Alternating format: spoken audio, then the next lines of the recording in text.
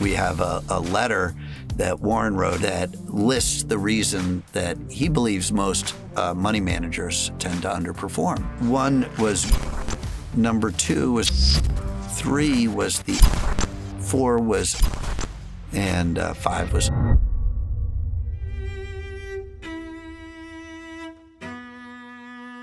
I want to start with your grandfather. And if I understand correctly, when you were 15 and 16, you were working for him up in Maine as a cook and a chauffeur. And that really cemented your relationship with him. I want to talk about some of the lessons you learned from him.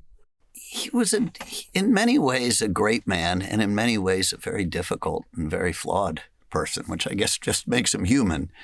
And I think it was within our family system, he was sort of viewed as this very aloof, very unloving, sort of distant, and even sort of pompous. It was, and almost sort of a caricature. And so we had to kowtow and be polite. And I just remember my father, always making sure we had good manners at the table. But, he was not popular among the grandchildren. And I think that my grandmother, his wife, was just this incredibly warm human and just so full of love and light. I used to say if you average them together, you'd get normal. And that was true in a lot of dimensions.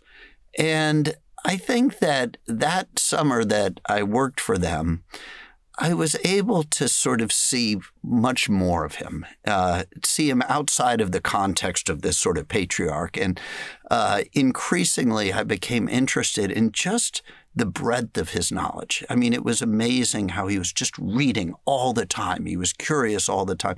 It's almost like he didn't have time for antics. And I think sort of a switch went off then when I realized sort of people in general, but him in particular, there was so much more than this very narrow view of looking at him within our family system. And I became sort of curious about why there were always people coming to visit at the house. Why Kissinger would come, or Cap Weinberger, or executives from companies, or heads of colleges, and what was it that people wanted to see him? This man that as kids we thought was so boring or pompous, and it was just at that moment in adolescence, in essence, when you're able to sort of see an adult. And it was a little bit like a switch went on. We developed a very peculiar relationship. I was sort of his chauffeur. I would drive him, to the airport on Monday mornings at 5:30 or 6 in the morning so he could get back down to New York. And, those car rides, I saw a different sense of him. And it just flipped a switch in our relationship that really lasted all the way until he died. And it allowed me to see a lot more nuance and a lot of complexity. I think of the old expression, no man is a hero to his valet. Well, that's probably true with kids and grandkids too. They have a very narrow way of judging people. And, when Churchill said that shows the limits of the valet, not the man. Well, that was sort of the light that switched. I realized that, maybe I was looking at this person with the wrong context. And that was a big changing point. I'm glad you asked about that. And you were sort of going in a different direction. Your grandfather being a capitalist. And at the time, you were sort of exploring veterinary school and theology. I threw myself into whatever vocation was sort of at the top of my mind. I threw myself into. I could really imagine that sort of life. And so in that sense, I was very curious. At that stage, I was young enough that I didn't think about capitalism or communism or industry. I always viewed my father and grandfather as somehow doing research, of studying businesses, and it was a very it wasn't that I assumed that what they did was boring. It just seemed narrow. And, I think, as a kid, I wanted to be a vet. The James Herriot view of all creatures great and small, and it just captured me. I never we didn't have dogs or anything growing up. I grew up right in New York City. And so I was obsessed with the idea of animals. I was a dog walker. I had every kind of rodent known to man as a pet, unfortunately for my mom. And, gerbils and hamsters and mice and one cat that grew larger and larger by eating my rodents over time. But yeah, the idea of being a vet, it had this fantasy of everything that living in New York City in the 1970s wasn't. And I have to say, I love New York now. I've loved being here since I moved back in my 20s, but I hated it as a kid. It was just such a filthy, dark, almost post-apocalyptic time. I mean, New York in the 70s, people try to imagine some romance about it. It was dirty and scary and dysfunctional.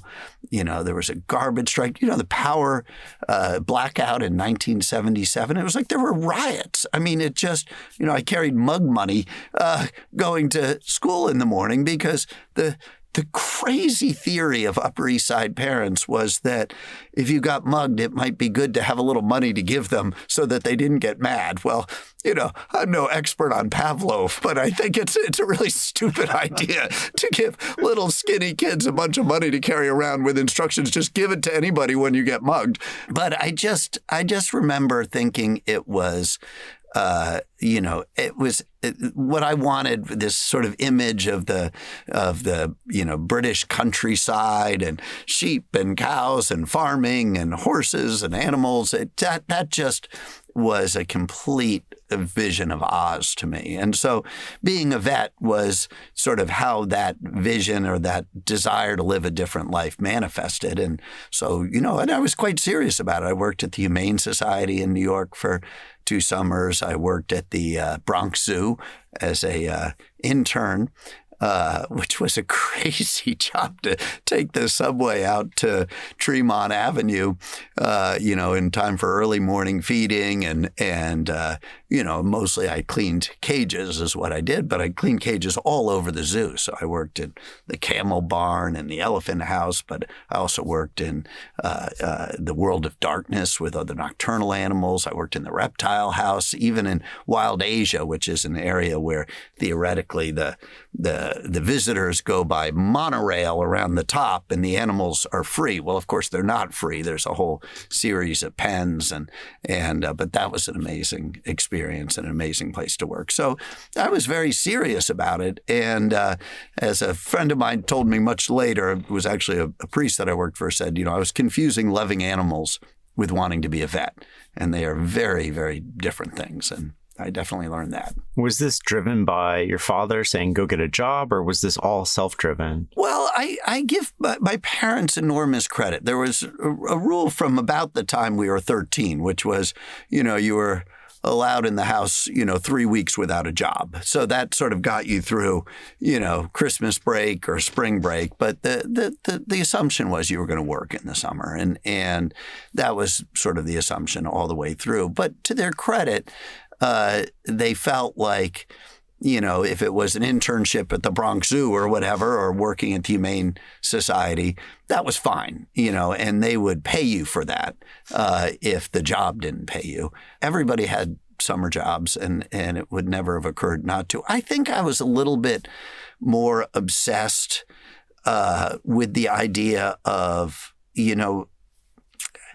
I don't want to make it sound like, I came out of the womb an entrepreneur or something, but I loved the freedom of having money. And so, I started a dog walking service when I was probably in 3rd grade or 2nd grade. And my parents' rule was I couldn't cross streets with dogs, but I could go around the block many times. And so, and it was a way of getting a pet without having a pet.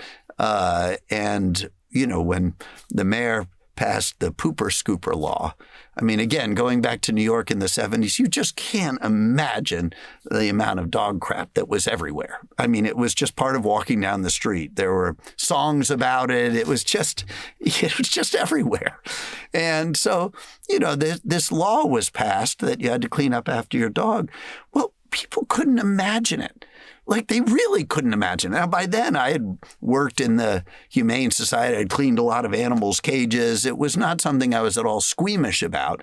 But boy, people would pay you anything to clean up after their dog. And there were all sorts of strange inventions, with, things that looked like sort of hedge clippers, but they would have a bag on the bottom, or you'd try to get it under your dog before they went. Nobody had any idea, and nobody had signed up for it. So in fact, there were some tragedies where people, dogs were jumping off the top of apartment buildings because what happened was people were so appalled at the idea of cleaning up after their dog that they would go to the roof of their building, where of course it couldn't be policed, and they'd let their dogs crap up there. And so there was a period of a few months where dogs were jumping off of buildings, and it was. When I say New York was chaotic in the 70s, just that's a sense of the chaos. There are dogs coming out of the air. There's dog shit everywhere. I mean, it was really, and I think just as a, 10-year-old kid or whatever, the sense of chaos was just, it was sort of overwhelming. But the point is that if I had been happy to charge 50 cents a walk, that law came into place and I could charge $5, $10. People would pay me to come twice a day. And, all of a sudden, I'm making, $100 a week. It was just, I liked that feeling. I liked that feeling of having the independence of money and having, so it did sort of take off then. Did your father or mother give you an allowance growing up? They did. It was a little unreliable. My parents were divorced, and so of course that allows kids to, I don't know if you ever fish, but in fishing there's this thing about fishing the seam, where you find two bodies of water moving at different rates, and in that seam between those two bodies of water there's often a lot of marine life, and so I think children of divorce are very good at fishing the seam, and so, my father would put up some policy about doing chores and collecting kindling, and, he had moved out to the country and commuted, but we were there every other week, and so yes, we had an allowance. It was sort of, as I say, regularly sort of not uniformly enforced, which I think probably reinforced the idea of liking having my own funds. And of course, interest rates were very high then. And so, I remember my brother and I both being struck that we had put for a few years money we had gotten at Christmas or our birthdays into the local savings bank. And, the idea that all of a sudden, I remember going to get the money out and being given a $50 bill plus a $2 bill and then some change, because what seemed like I had put in only $10 or $15, and all of a sudden there was $52 and change. It felt like the most money I had ever held. And so, yeah, I think very early, I give my father especially enormous credit. We were a very financially numerate household.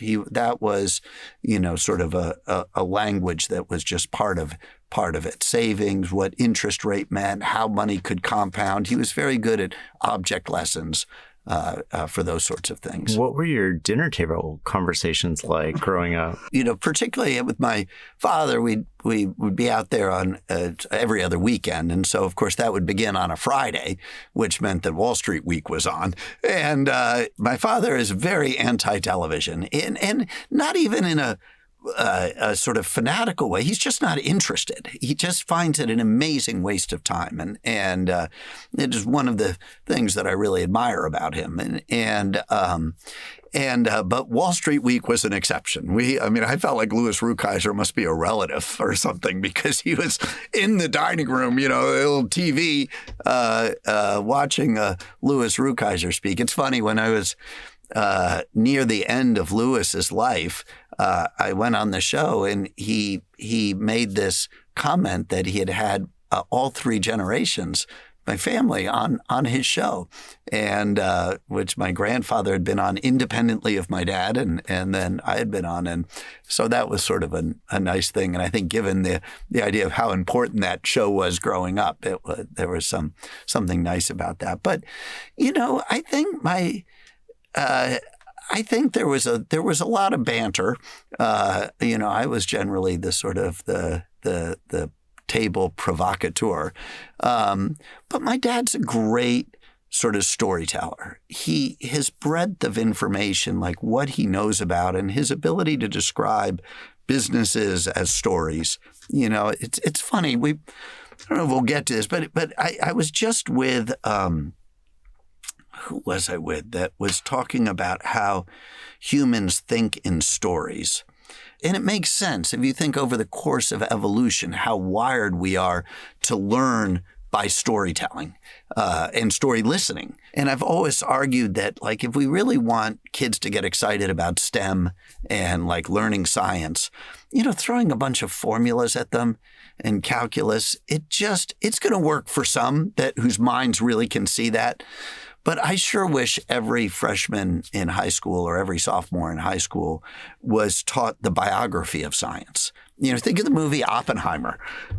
Oppenheimer will probably draw more people into physics, than STEM funding in high schools will. It's this idea that, we're wired to sort of have heroes and to admire them. The whole story of Homer, everything.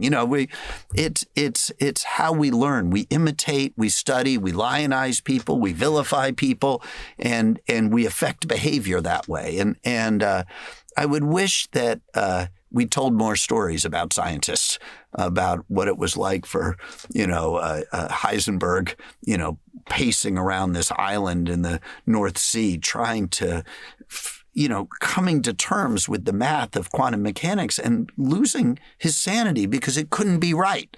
It couldn't be right. It was such a disturbing implication. But going all the way back, I would say my father had an amazing ability to turn businesses into stories. And so every day when, he would get off the train excited, he would, we'd pick him up at the station and we'd come home and we'd have dinner. He just always had stories about what was going on. I mean, I was just thinking of it the other day because it was the anniversary of Apple coming public. It must have been the 40th, I think.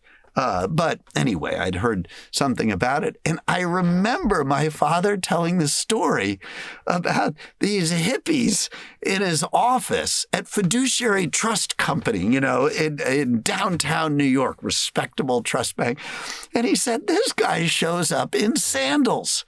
He couldn't believe it. He said, how can a guy show up trying to raise capital for a business and show up in sandals? He's like, I'm not going to invest with any damn hippie.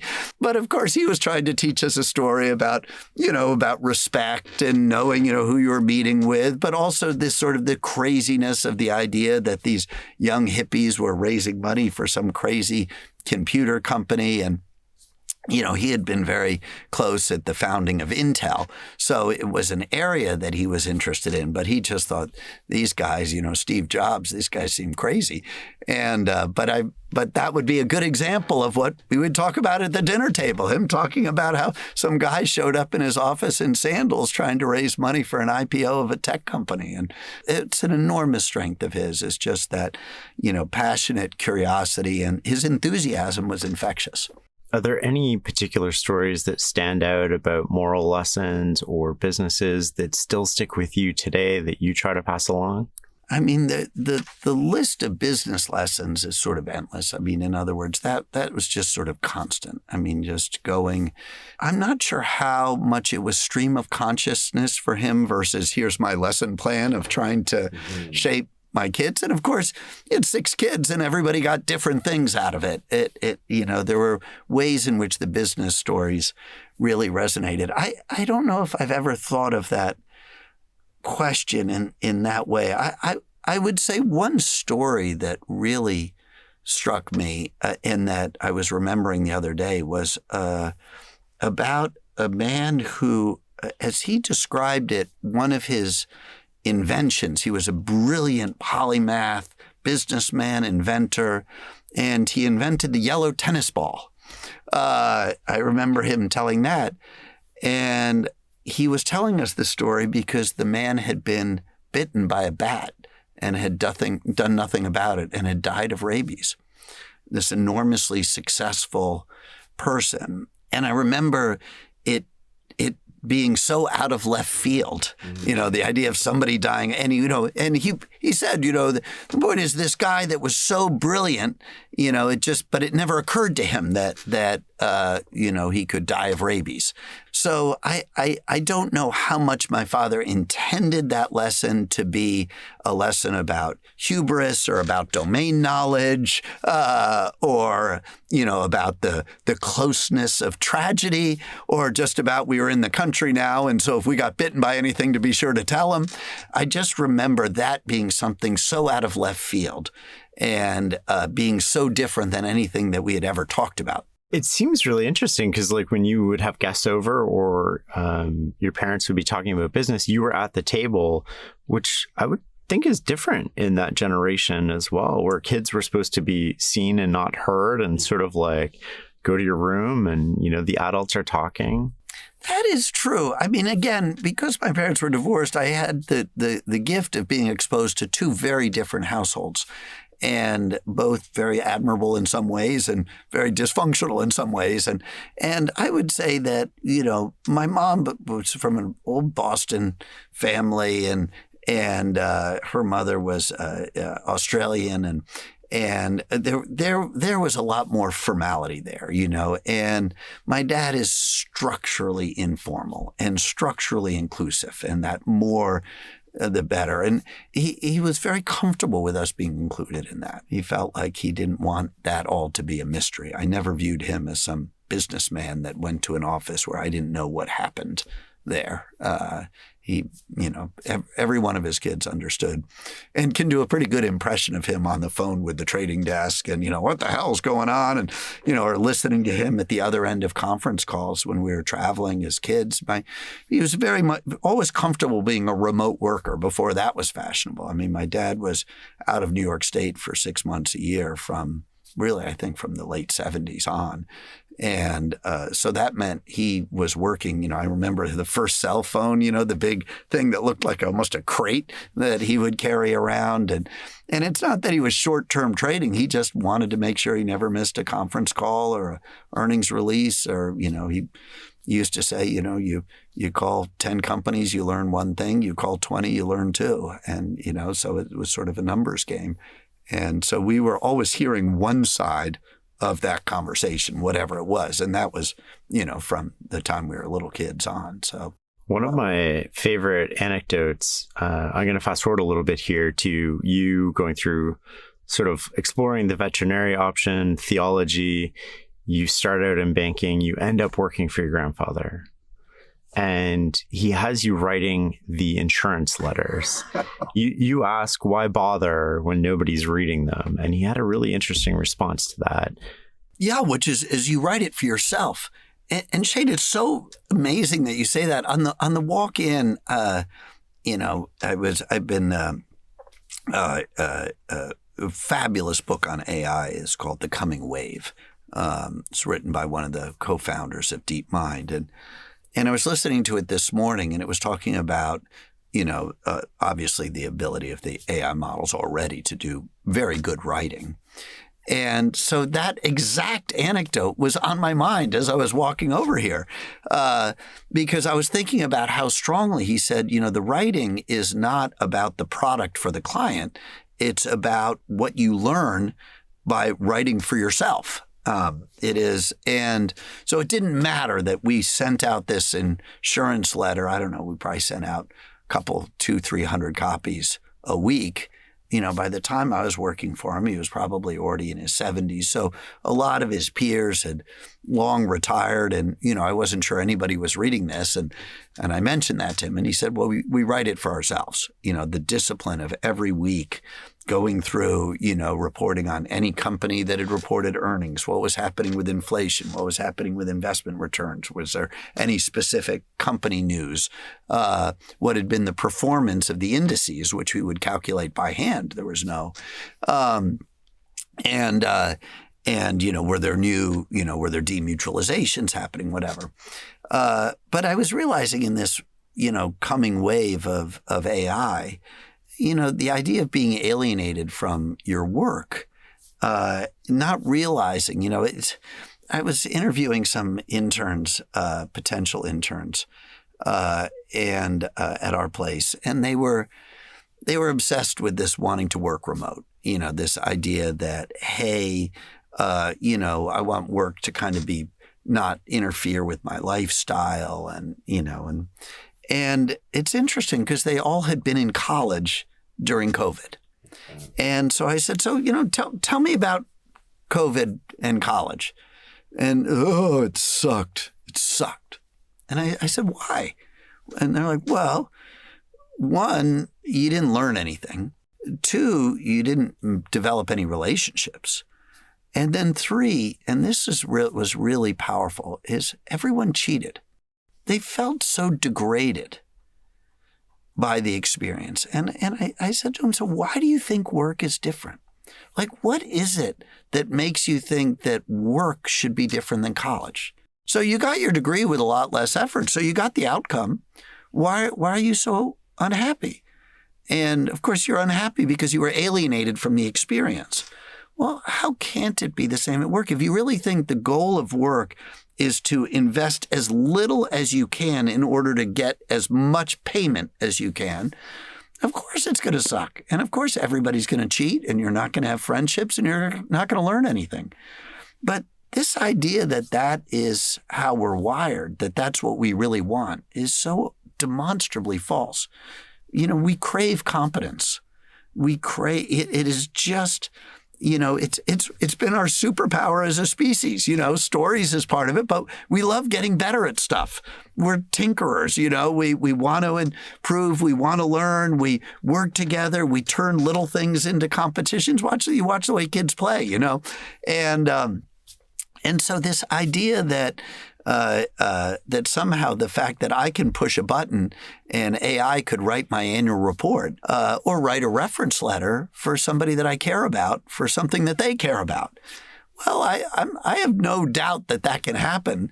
I think that then I'm alienated from that product. And for me, the process of creating that annual report, which is probably read by 6 people nationwide. Probably 5 of them are probably in our compliance department. I think back to his comment that you do it for yourself. Well, he meant you do it in a very puritanical way because you're learning, and I appreciated that. I mean, he was very intense that way. But I also think we do it because we develop meaning out of that sort of thing. And this idea that, I have a favorite nephew that, wants me to write a letter because he wants to go to some college or something like that, or a co-op board or whatever. And I really want the person reading that letter to know about this kid because I really like this kid. I love him. So for me, instead of spending, 4 minutes on the prompt and getting something in, to spend 2 or 3 hours, I feel like I know him a little better at the end. I feel proud to send it to him or to his parents. But I also feel like, I don't think it will be more effective. I mean, I think that, or if it is, it's only because I still have a little lead on AI, but it ain't going to last for long. And so, but I do it because I derive this satisfaction from it. Ever read a short story? Who the hell wrote it? Called The Leviathan. It was, written at a time of sort of the mechanical revolution. So it was in the Industrial Revolution. And it was sort of a futurist. And it was about the fact that it was based on the idea that there was a ship that had been created that was so big that it would, the bow and the stern would never simultaneously be in the trough of a wave. And therefore, it would move sort of absolutely fluidly through the ocean from crest of wave to crest of wave. And of course, it did not work at all. The ocean's much bigger than that. But this guy wrote a short story sort of saying, that this is the future, this incredible floating palace of luxury. And the short story takes place on the deck of this boat when they see some lunatic in a little sailboat, and he's about to get run over because, of course, the great ship is on autopilot and can't possibly move. And this guy is scrambling and trying to get out of the way and, bringing the sails around and just narrowly escapes being run down. And all the people on the deck are saying, what a moron, what a stupid, here we are living this life of luxury and, eating our caviar. And that lunatic is getting, wet and the waves are washing over and he almost died. And there's this moment where as he sort of recovers himself, he waves to them. And they all feel enormously uplifted. They wave back and they feel this sort of, and they were acknowledged by somebody who's really living. And it was I read it in high school. I can remember the title. I can't remember who wrote it. In fact, I'm going to look it up after we're done because I haven't thought about it in so long. And it does seem peculiarly relevant. But it was this idea, a little bit like Brave New World with the man beating himself, the primitive. And they think, but it's this idea that living this completely alienated life, it may not be a source of happiness after all. Well, something is definitely lost when you outsource that sort of thinking and writing. And you actually, it's weird because I think you convince yourself you're smarter than you are. And then in investing, you would take unwarranted risks that you wouldn't be compensated for because you can't see them.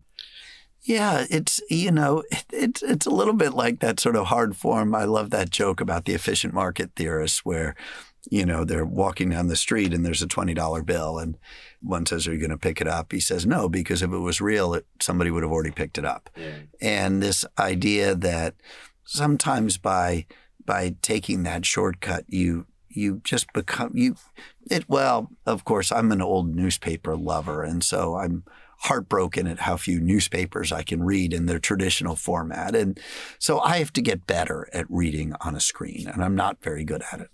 And it's a real handicap. But what I loved about reading a newspaper is I wasn't always sure where my eye was going to go, what I was going to focus on. And it was often the case that something might have caught my eye in a way that it doesn't when I'm scrolling on this tiny little screen. It's actually one of the reasons I'm fairly optimistic that whatever replaces this shitty little, 5-inch rectangle that we all carry around in our pocket, that is a very, very poor way to get information, this tiny little screen. And, when you think about VR and AR, of course, there'll be much more satisfying ways to take in information.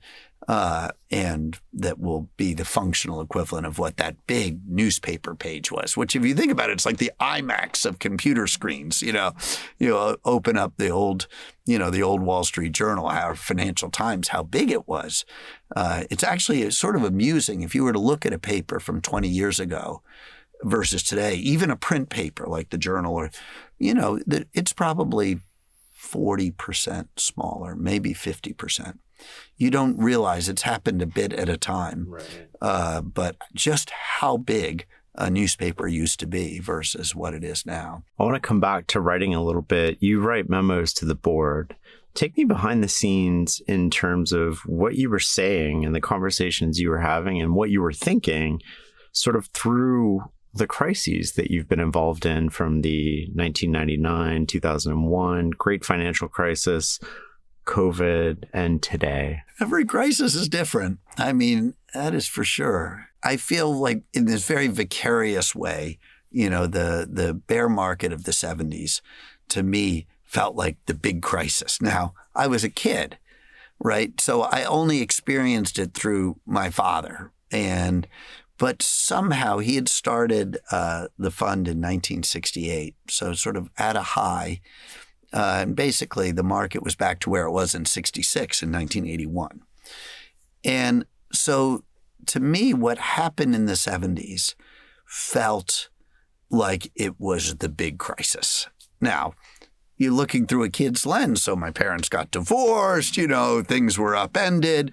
You also had the hostage crisis. You had, this crazy inflation. You had the 73-4 bear market where it was just calamity, and I view that as this sort of epically transcendent sort of test of the largest American crisis of my. Now, I don't know how much that's demonstrably true and how much was looking through that lens, but I think of that as sort of the first economic crisis that I felt aware of.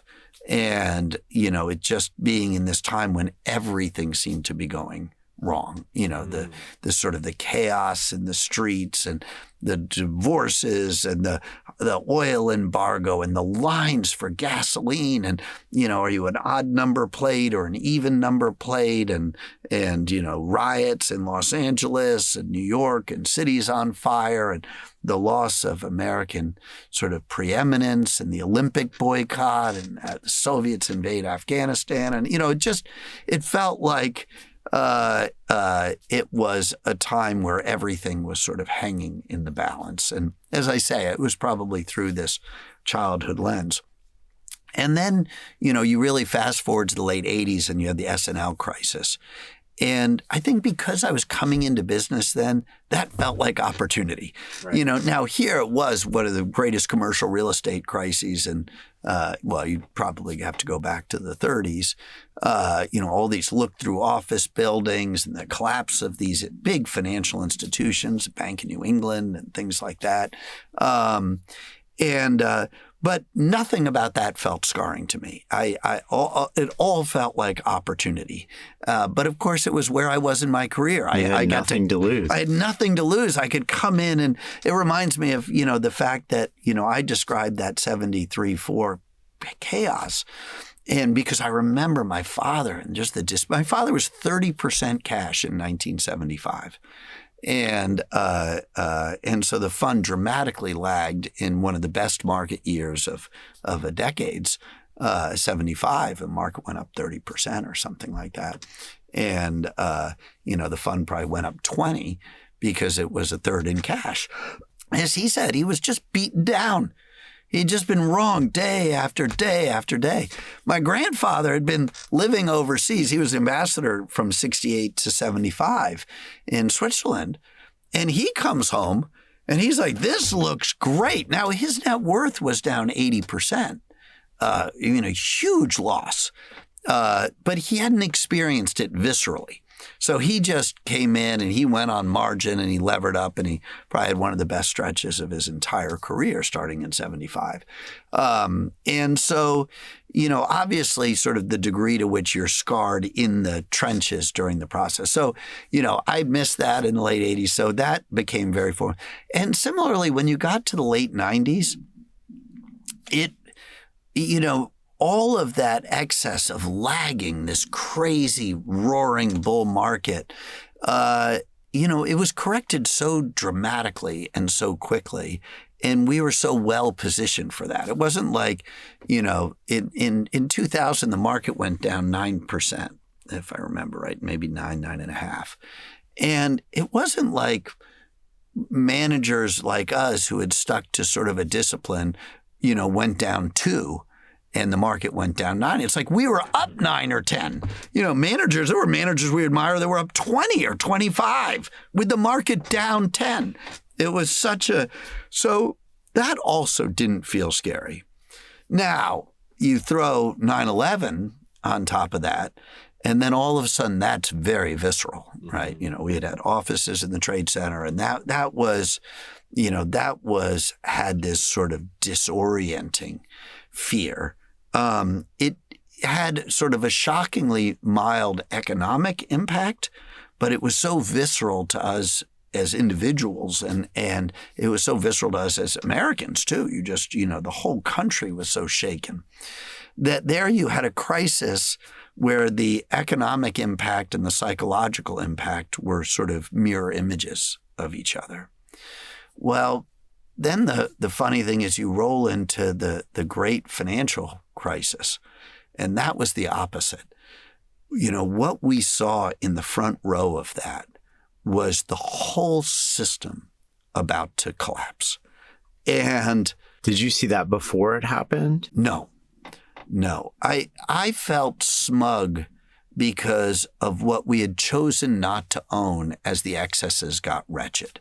So, if you think of the 6 horsemen of the apocalypse in the financial crisis, Bear, Lehman, Fannie, Freddie, WAMU, Countrywide,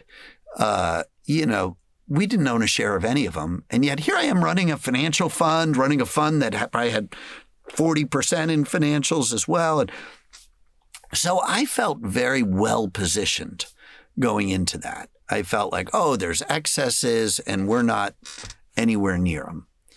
And then the storm hits. And that was this, I really felt flat-footed. And I think this is one where, I think what happened at AIG was so primal for me because my grandfather had been, an IPO investor in AIG. Hank Greenberg sat in our family pew at my grandfather's memorial service. That's how close we felt to that organization. His offices were in 70 Pine Street, which was the AIG building.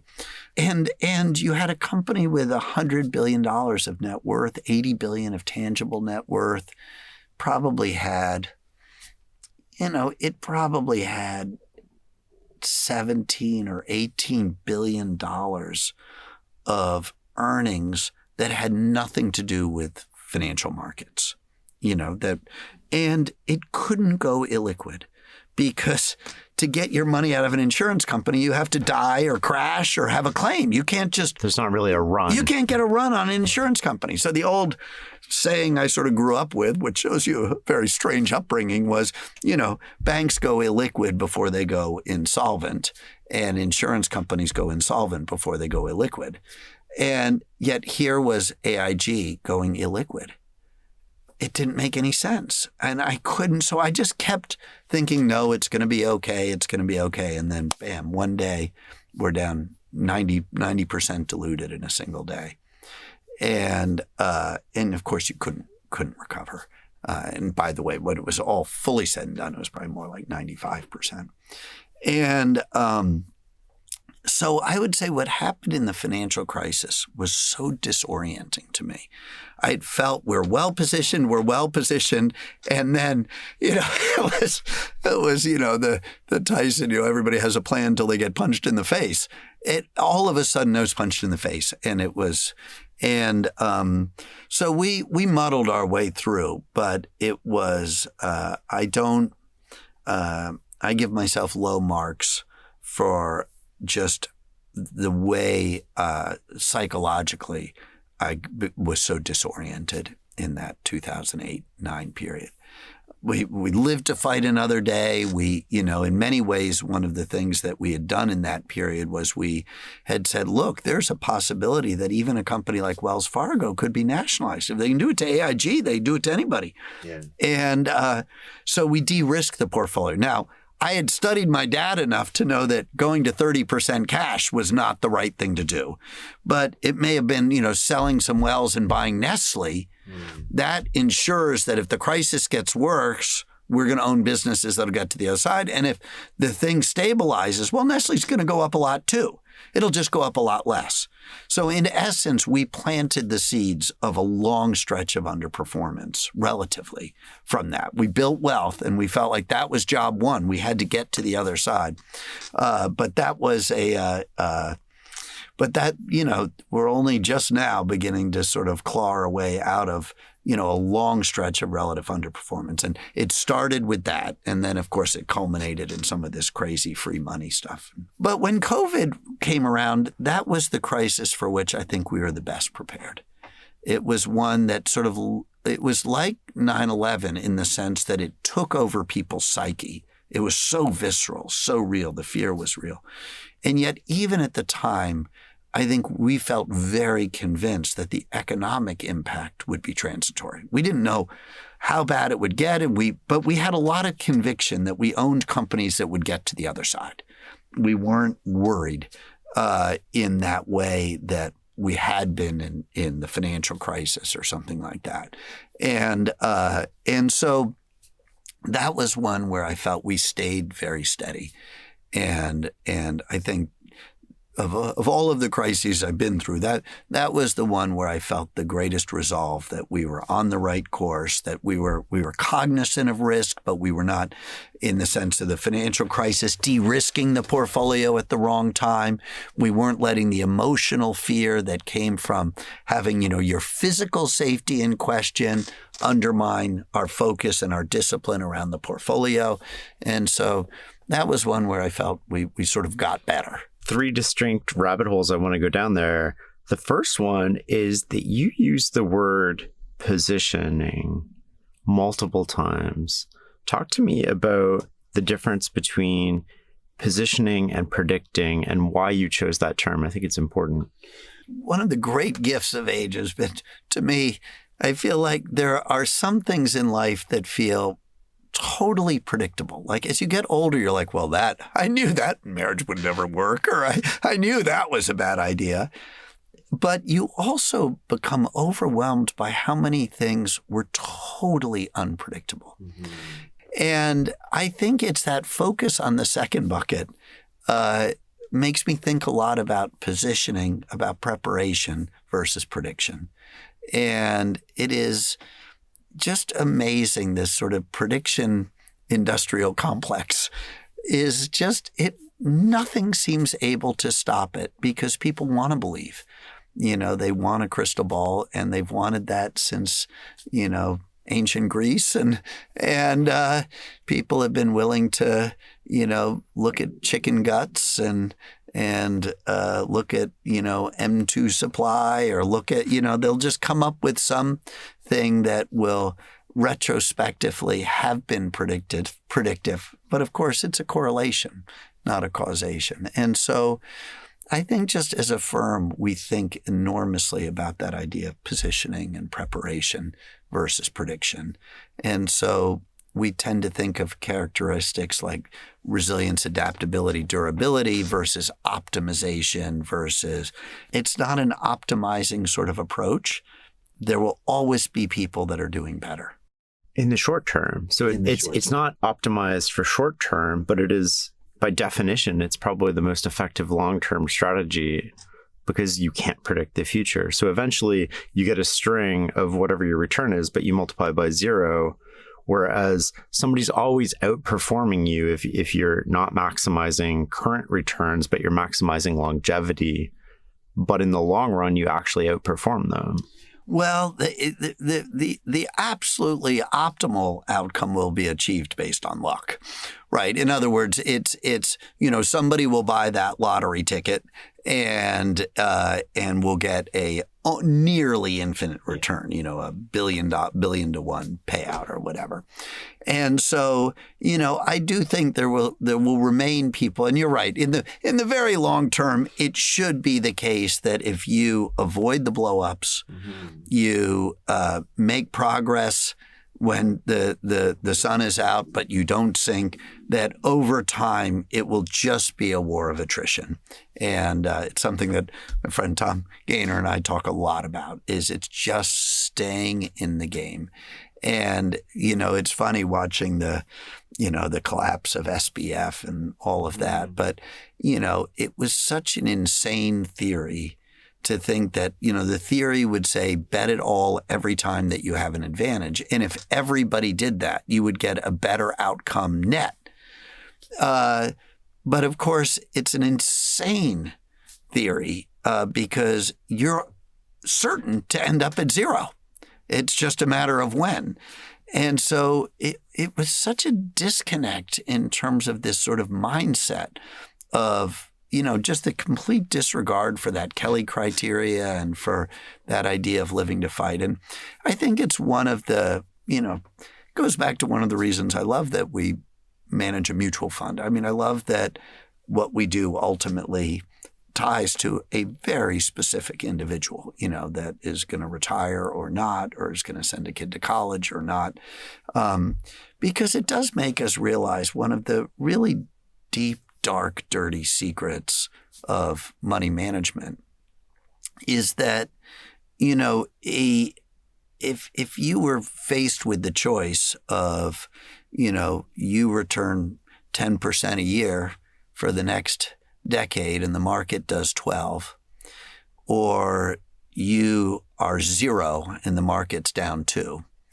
Every money manager takes the 0, but every client would take the 10, because that is going to determine, 10 years of 0 return is not going to help them achieve their goals, but you will be one of the largest money managers on earth if you do that, right? And so this asymmetry of incentives, I think it's one of the things that we never want to lose track of, that, ultimately, achieving 10% is way, way better than achieving 0.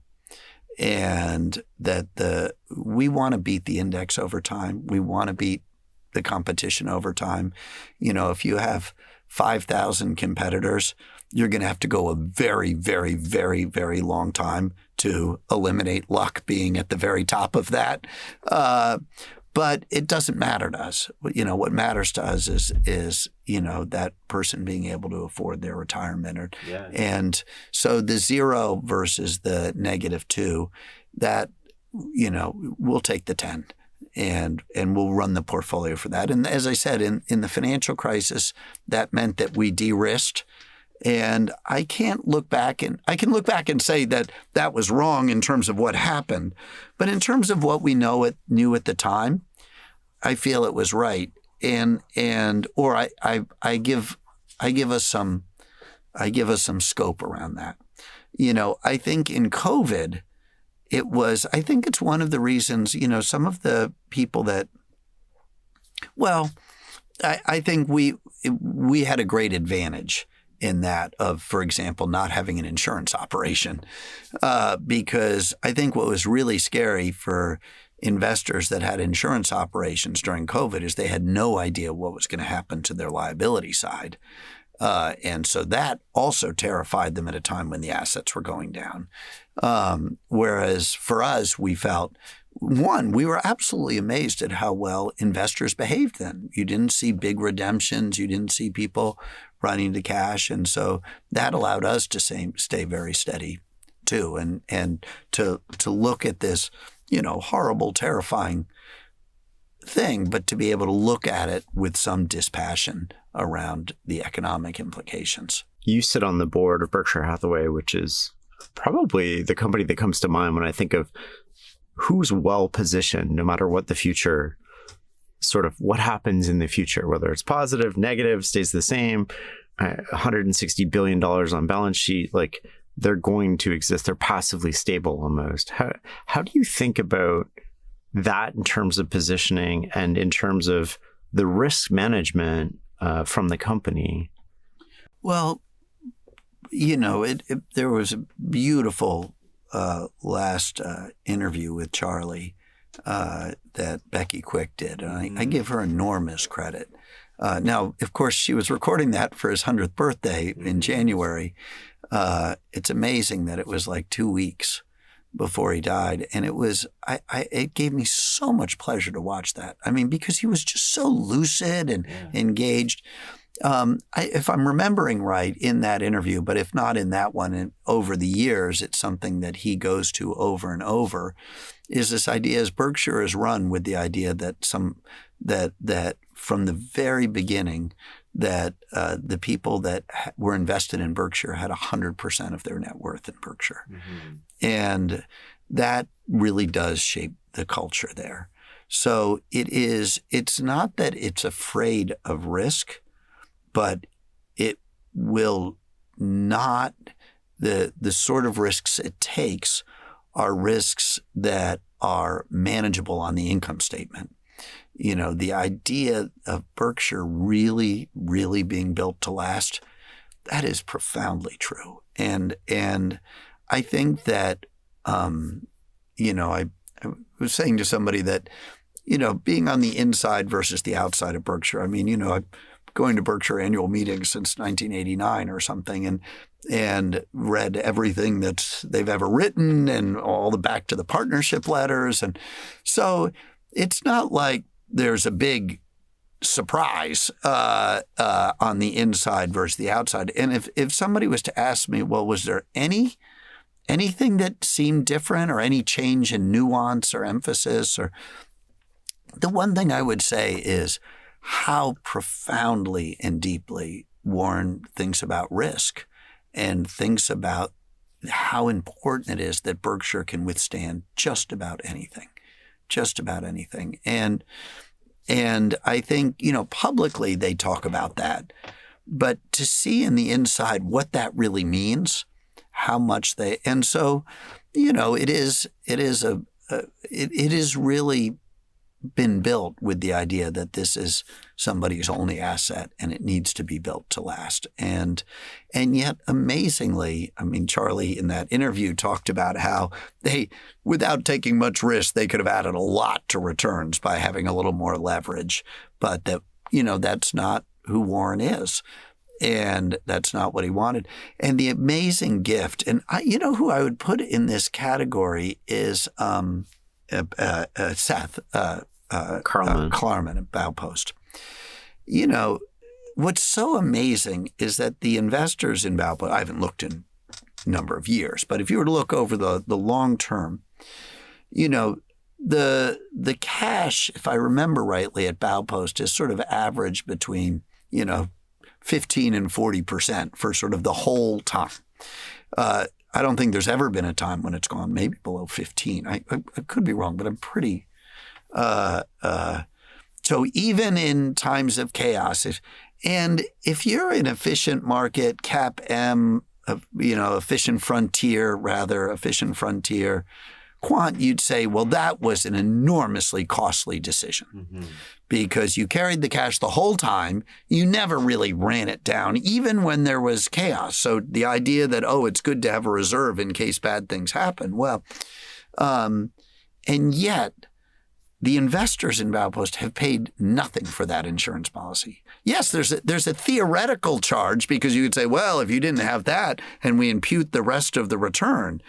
But in a way, you've gotten this incredible performance over an incredibly long period of time and have carried that. And I feel in many ways that sort of Berkshire's been like that. It's been run in this incredibly conservative way, but you haven't paid any price for that as an investor, except some weird theoretical suboptimal outcome. But the fact is that you got your cake and you got to eat it too. You got to have, long-term wealth creation, long-term outperformance, and this incredible durability and resiliency. And I think that's not a terrible way to live. How would you define risk? What is risk? If I define risk as an investor, I'll always start with the client and work backwards.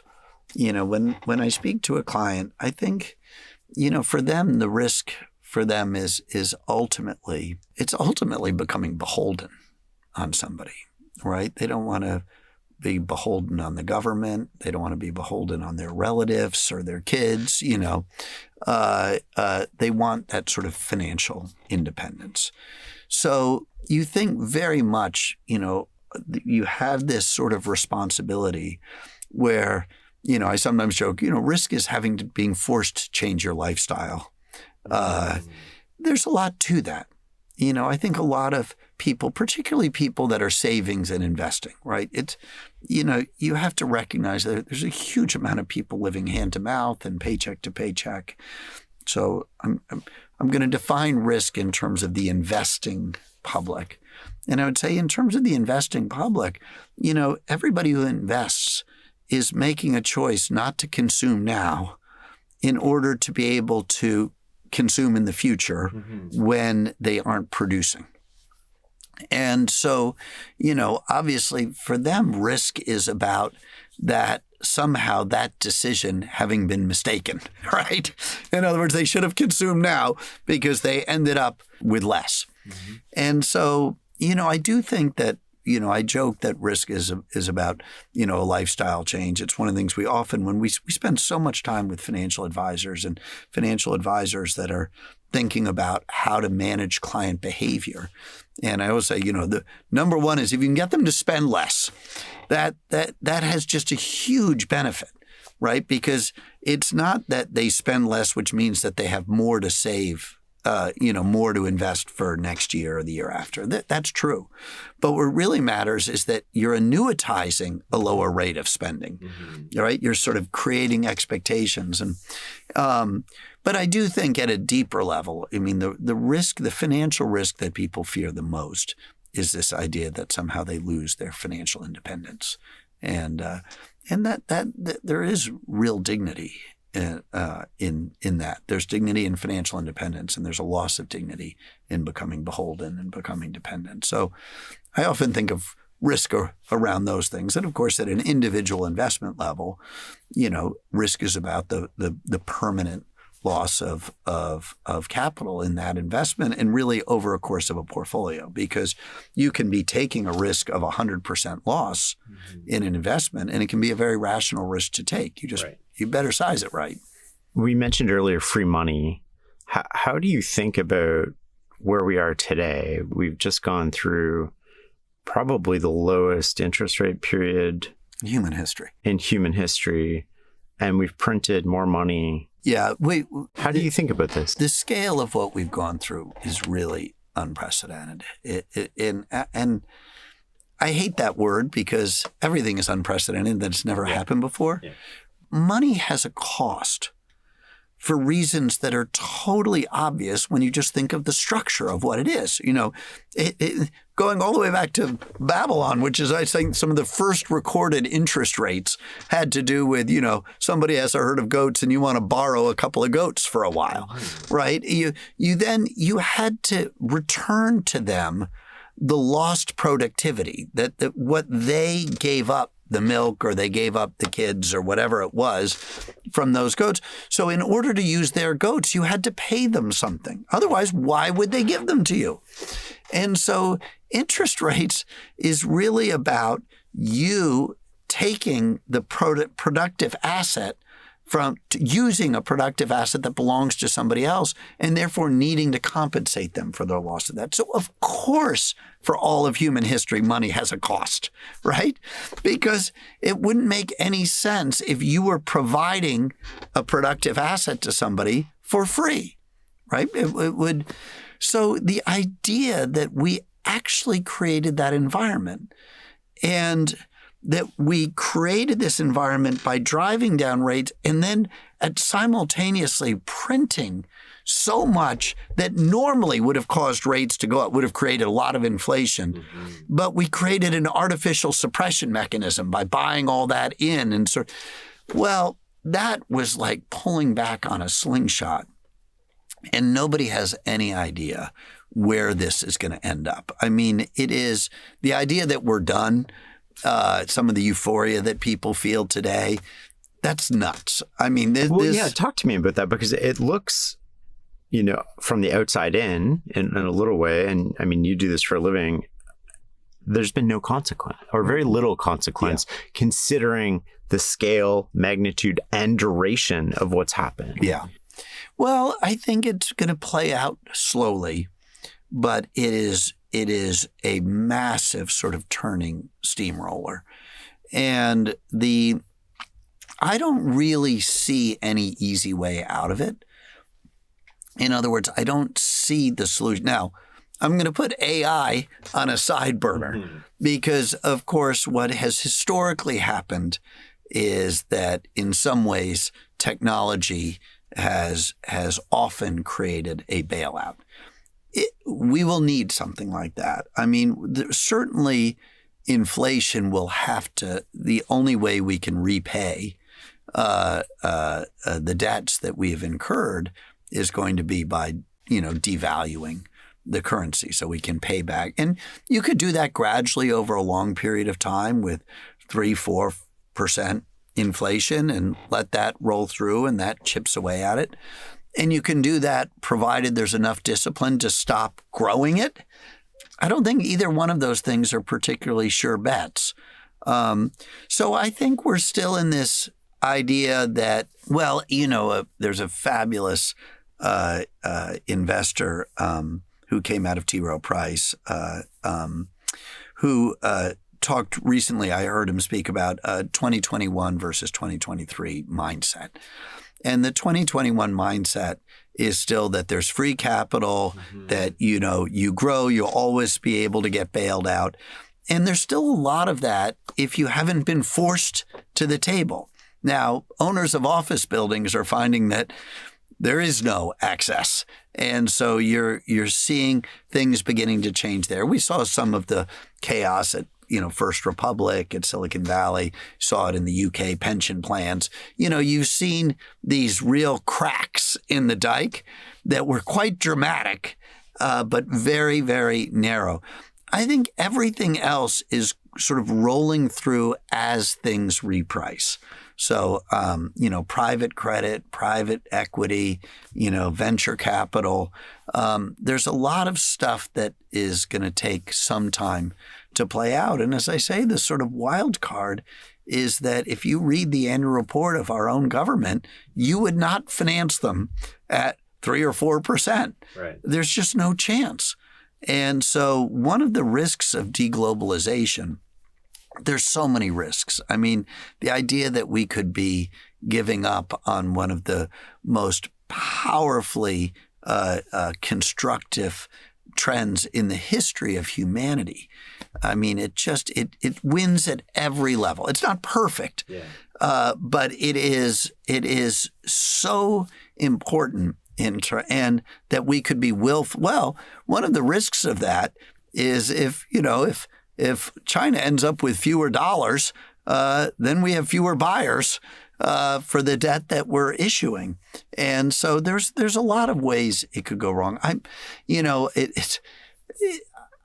My grandfather said, you always sound smarter if you're bearish. Mm-hmm. I just listened to one of the great investors of the last 50 years, Stan Druckenmiller, and I made a note of his comments because what came to my mind at the end was Woody Allen's talk to the graduates when he says, on one side we face calamity and extinction, and on the other side we face, total ruin and obliteration. Let us hope we have the wisdom to choose correctly, and you create these scenarios where it's hard to see any way out. And so going back all the way to your question about positioning, I think you say, well, if that's the future, what do I do? Right? Well, I could own some shiny metal. Mm-hmm. I could own some bits and bytes in the form of Bitcoin. I sure as hell don't want to own any sort of fixed income instrument. Mm-hmm. And so real estate scares me. I mean, I listened to the head of one of the largest real estate companies last week talk about, they were seeing some unbelievable opportunities to buy buildings with, 8%, 9% cap rates.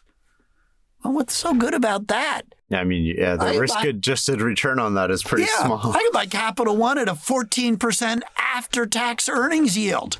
I mean, what's so great? I don't understand this real estate mindset that still thinks that a single-digit cap rate, compensates them for the risk that they're taking.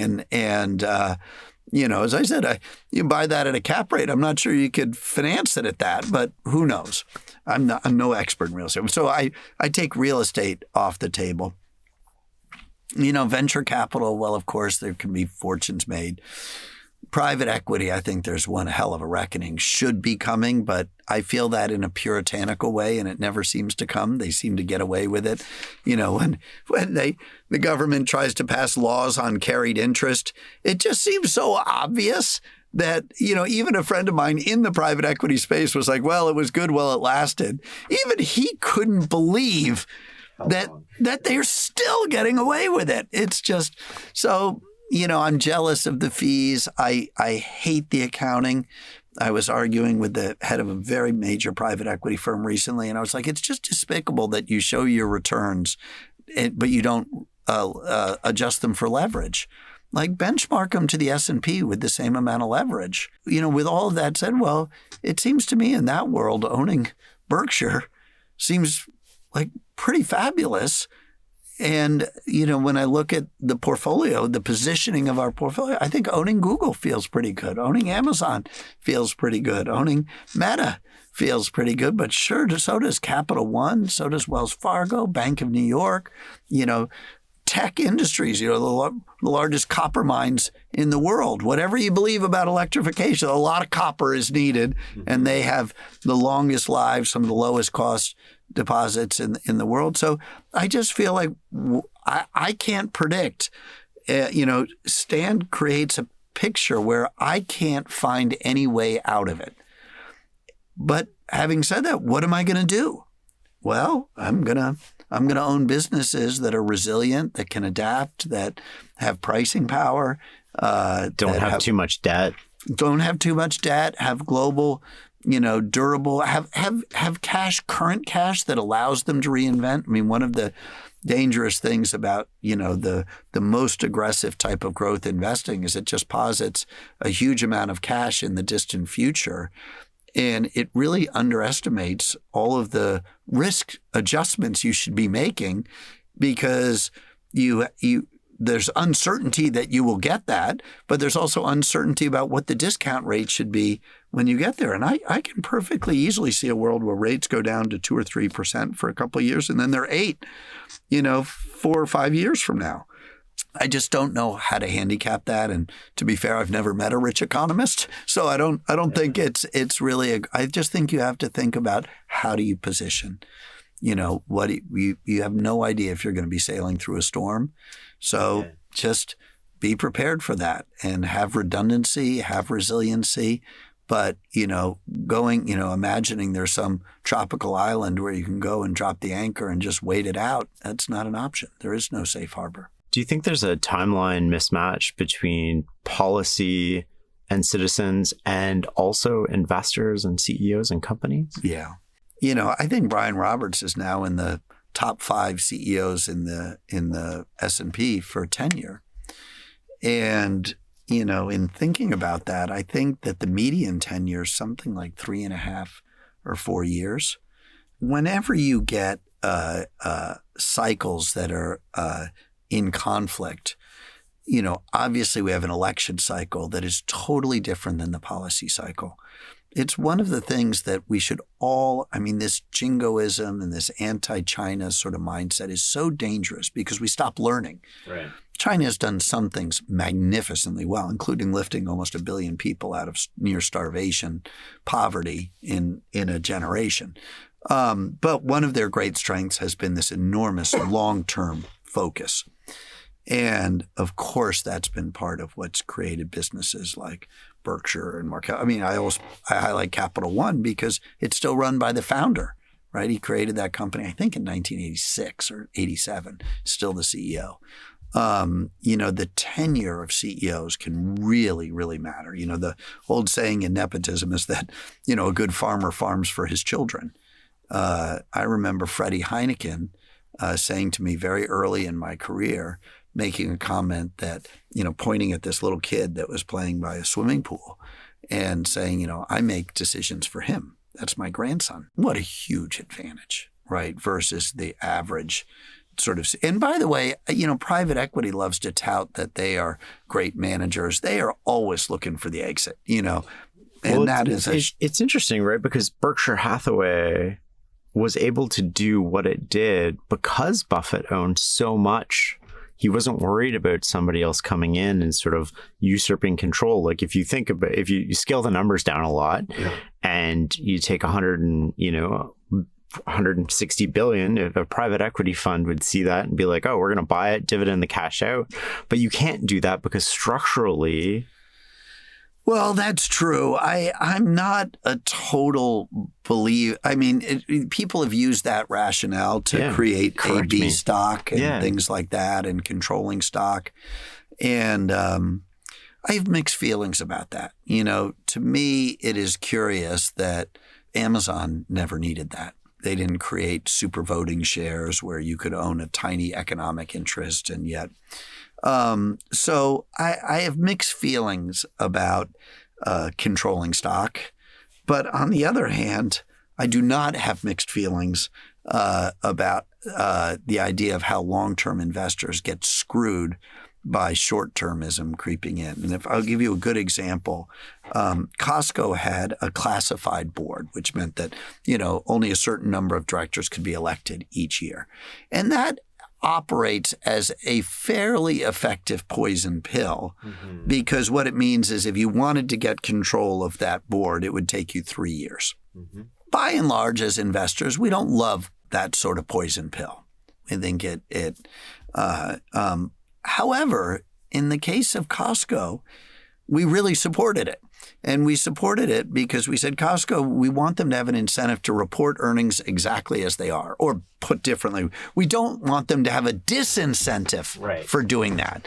And so, one day in, I forget what year it was, probably 15 or more years ago now, maybe 20 years ago, Costco closed at 41, had been come down from 45. It was a momentum growth stock darling.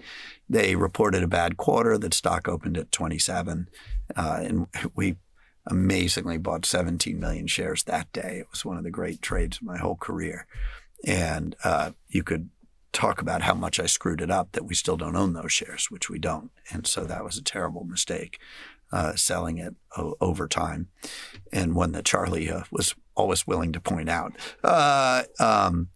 But, when we bought it, we had high conviction that it was worth over 40. And so, but it would have been easy if theoretically for some sort of private equity firm to jump in and say, hey, we'll bid 34 for the whole thing. And people say, hey, well, that sounds good. The stock's at 27, 34 sounds good. So that idea of private equity being able to take advantage of volatility means that you create if you want to represent long-term shareholders, you may have an obligation not to have negative surprises. And if you have a negative obligation not to produce, you're going to have negative surprises. So what it means is you're creating an incentive system of hiding those or smoothing them out. And so I do not have an answer on whether control stock is good or not. Obviously, before the creation of the B shares, there was no super voting stock at Berkshire or anything like that. You could argue there still isn't. The A shares have more vote, but anybody can own them. And but it is you could argue that it was a good thing that Meta had that people, Mark did not have to worry about, being forced out because he controlled the company. But I do tend to like when control is simply because you own more shares rather than you somehow have a separation of your economic interest from your controlling interest. But I'm not certain on it. There's so many good examples on both sides. There are examples of, Hershey was an example where controlling, shareholders, forced them to do absolutely suboptimal things for long periods of time. And there are lots of examples of family businesses that have that second or third generation really screwing it up.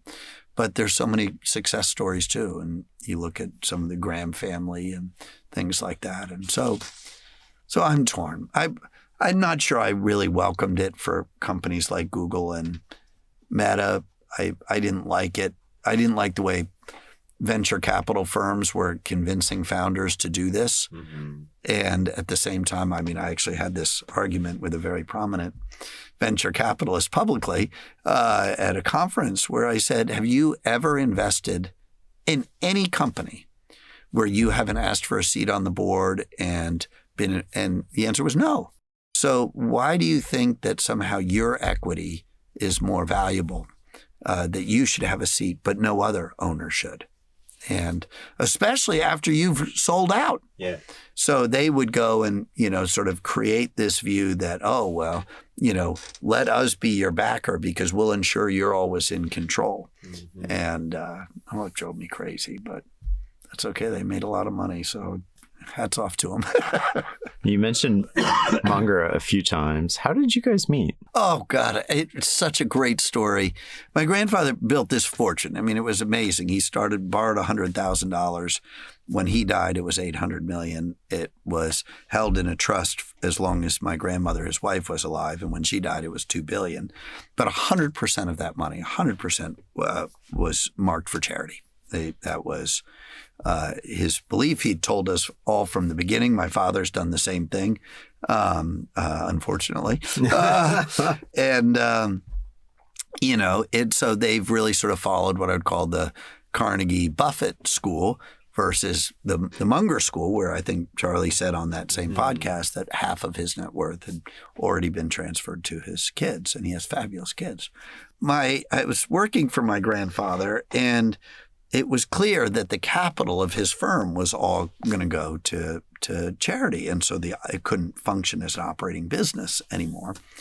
And he had this business that was called was a stock loan business. I don't know how familiar you are with securities lending, or in its simplest form, it would be if you were a short seller and want to sell shares short in company XYZ.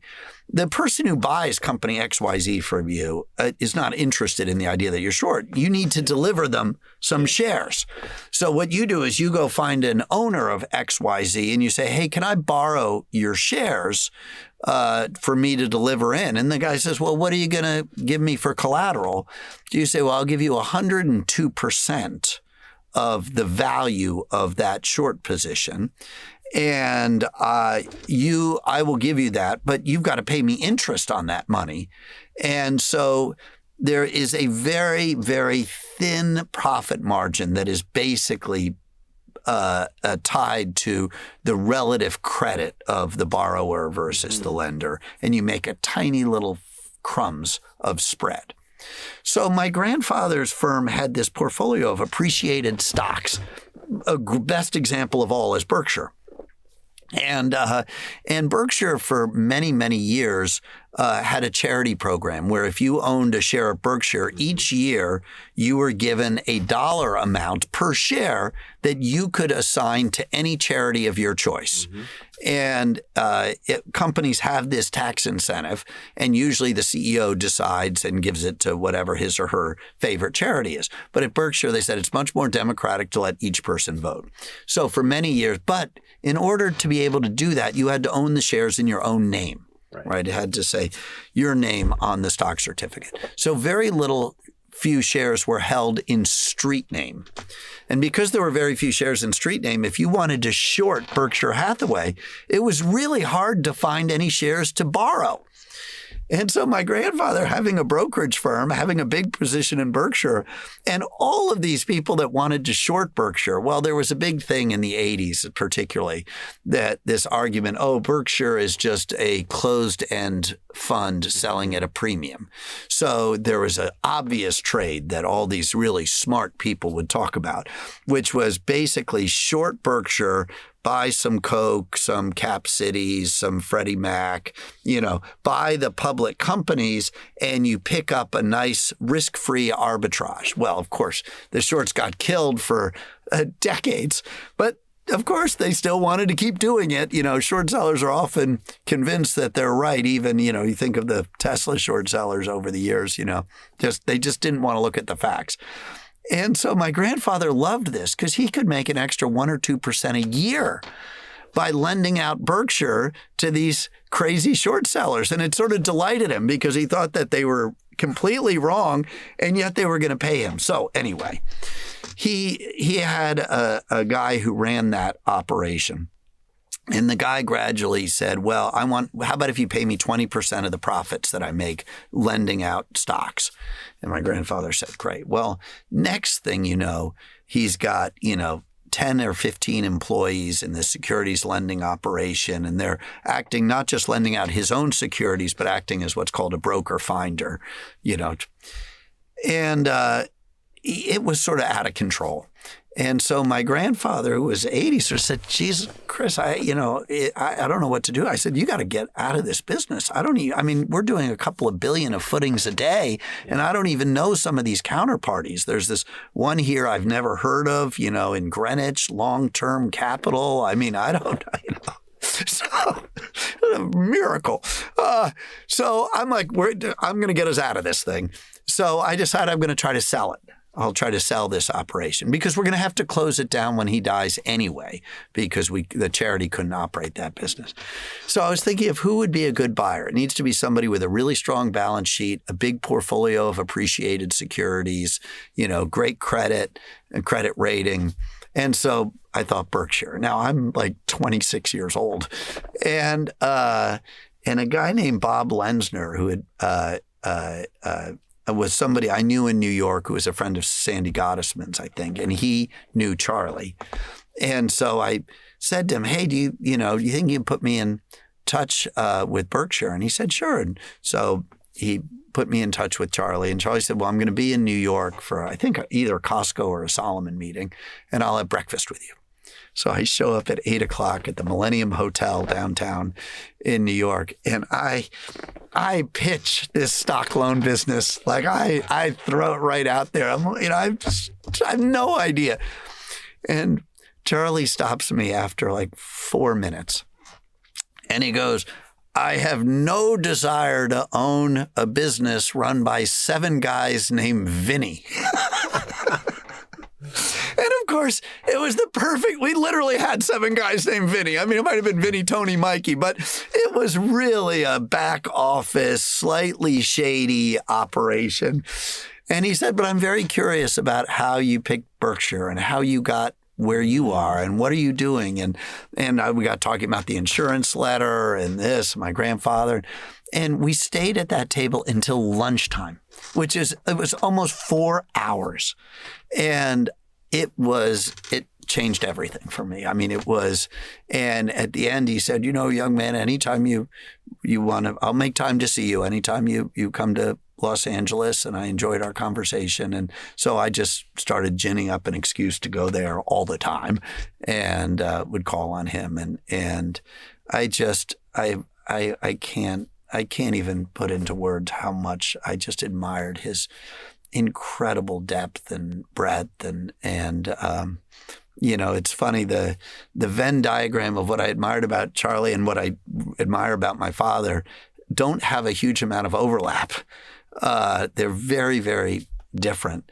But there's something in my admiration of Charlie that has this real depth. And that was how I met. So I met Charlie quite a bit before I met Warren, but just the sheer breadth of his knowledge and the speed and the processing speed and what would come in and what would come out of left field, it was just breathtaking. A really incredible human being.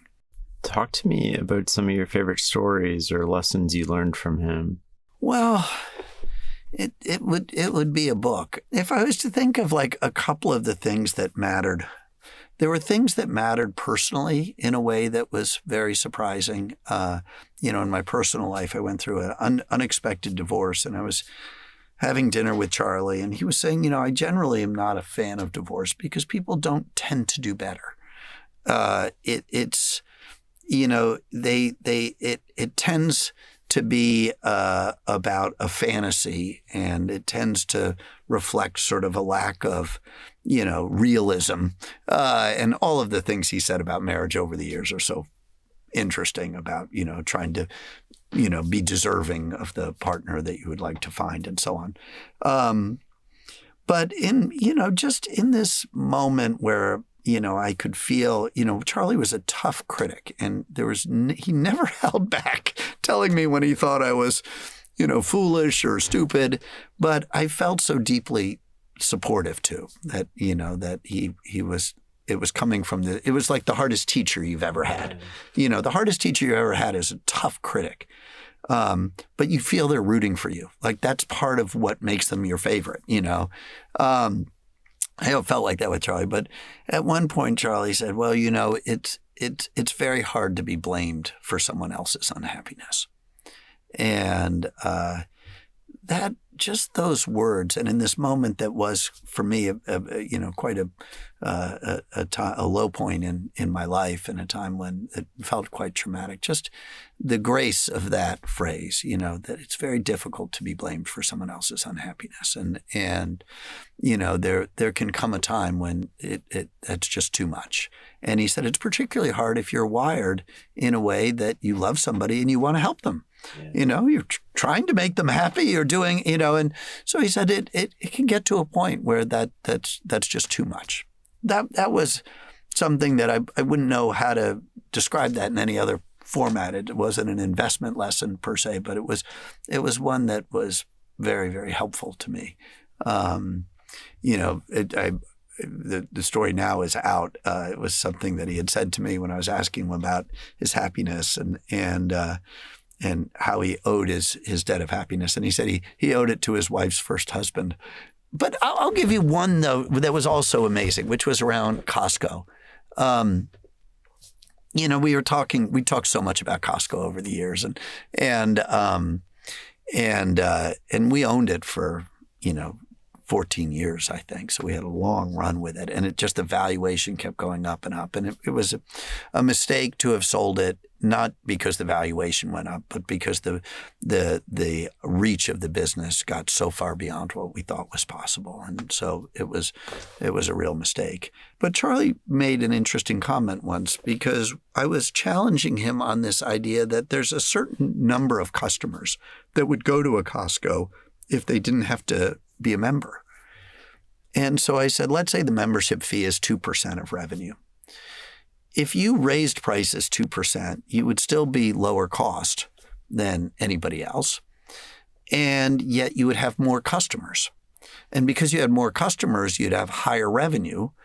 And so it would seem to me that keeping customers out of your store that would otherwise be there is a mistake. And Charlie's insight, there's a long answer to that, but one of the shortest answers is he said, think about who you're keeping out.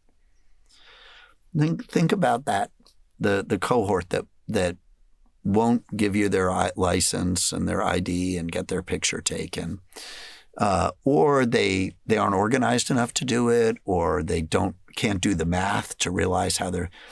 He said that cohort will have 100% of your shoplifters. Mm-hmm. And 100% of your thieves. And now it'll also have most of your small tickets.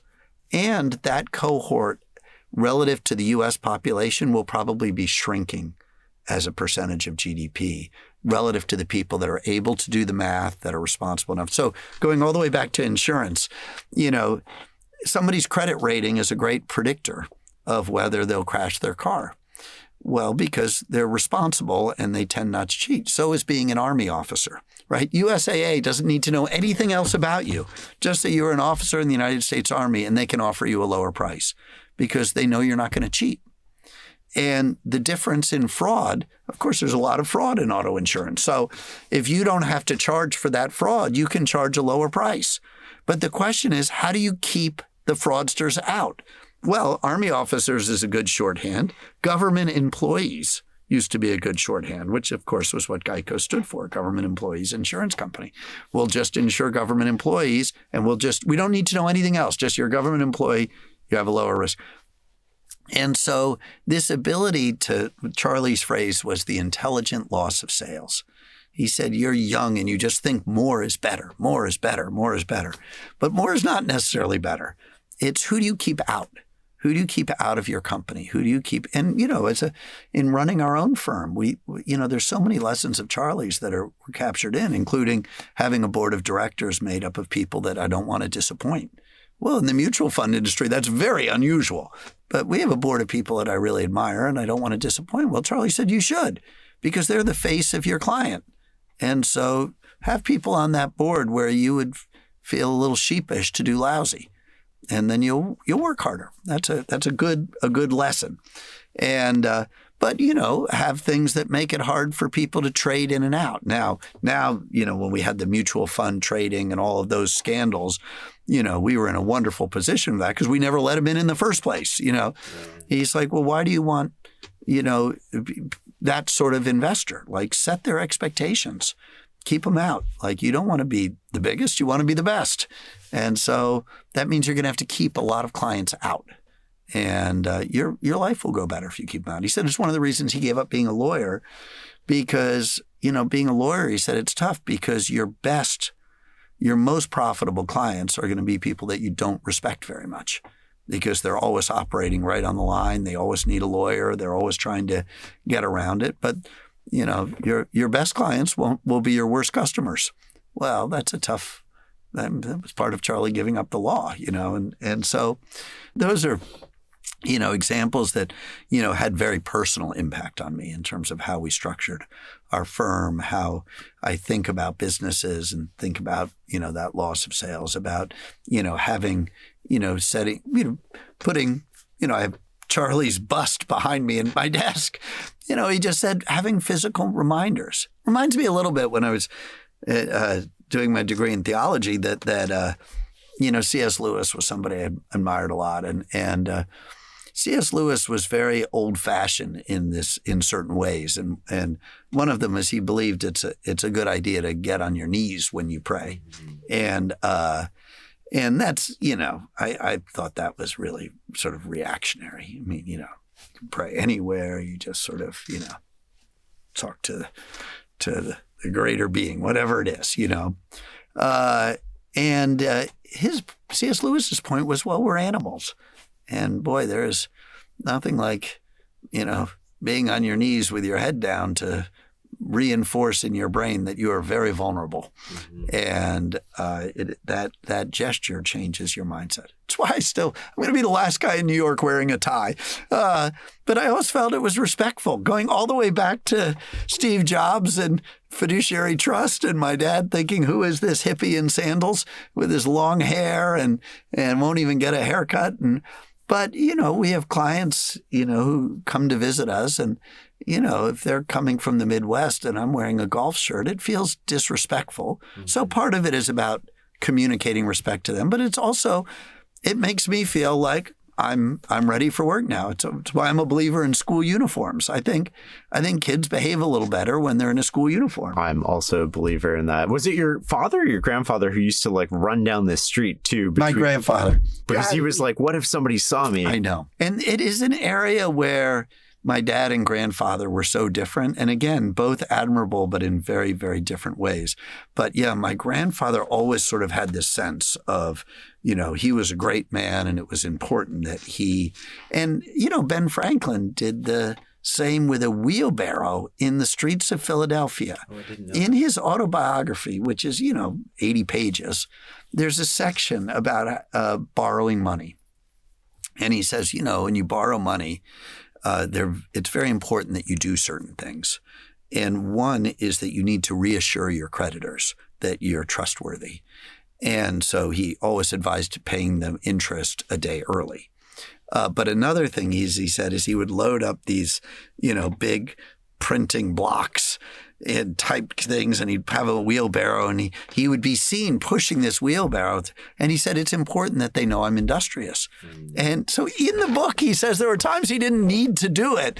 He just, he was managing his brand, but in a way that he felt it was important. And well, my grandfather had that. He felt, interestingly, Charlie always talked about dressing conventionally, he said he's so eccentric in other ways that by wearing a suit and tie, people assume that he's more conventional than he is, and that serves him. So, but yeah, it was my grandfather that would hold his jacket and shuffle. And whereas my father there are ways that he doesn't care what anybody else thinks. And he is much more just dispositionally much, much lower profile than his father.